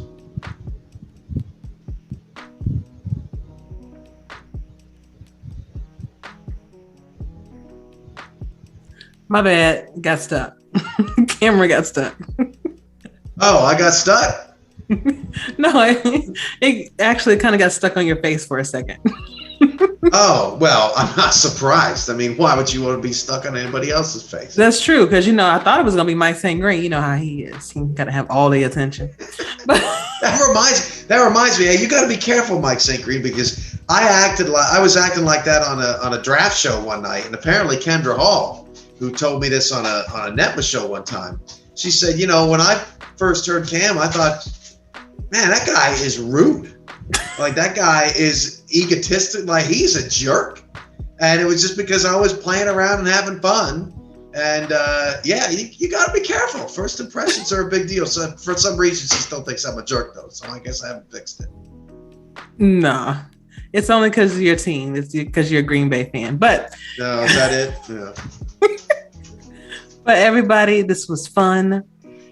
And for Damon Simeons, for Eddie Gage, for Mike St. Green, for Mike All, for Cameron Irvine, I am looking forward to bringing you another great podcast next week. But until then, y'all, stay safe, treat each other well. Striker out.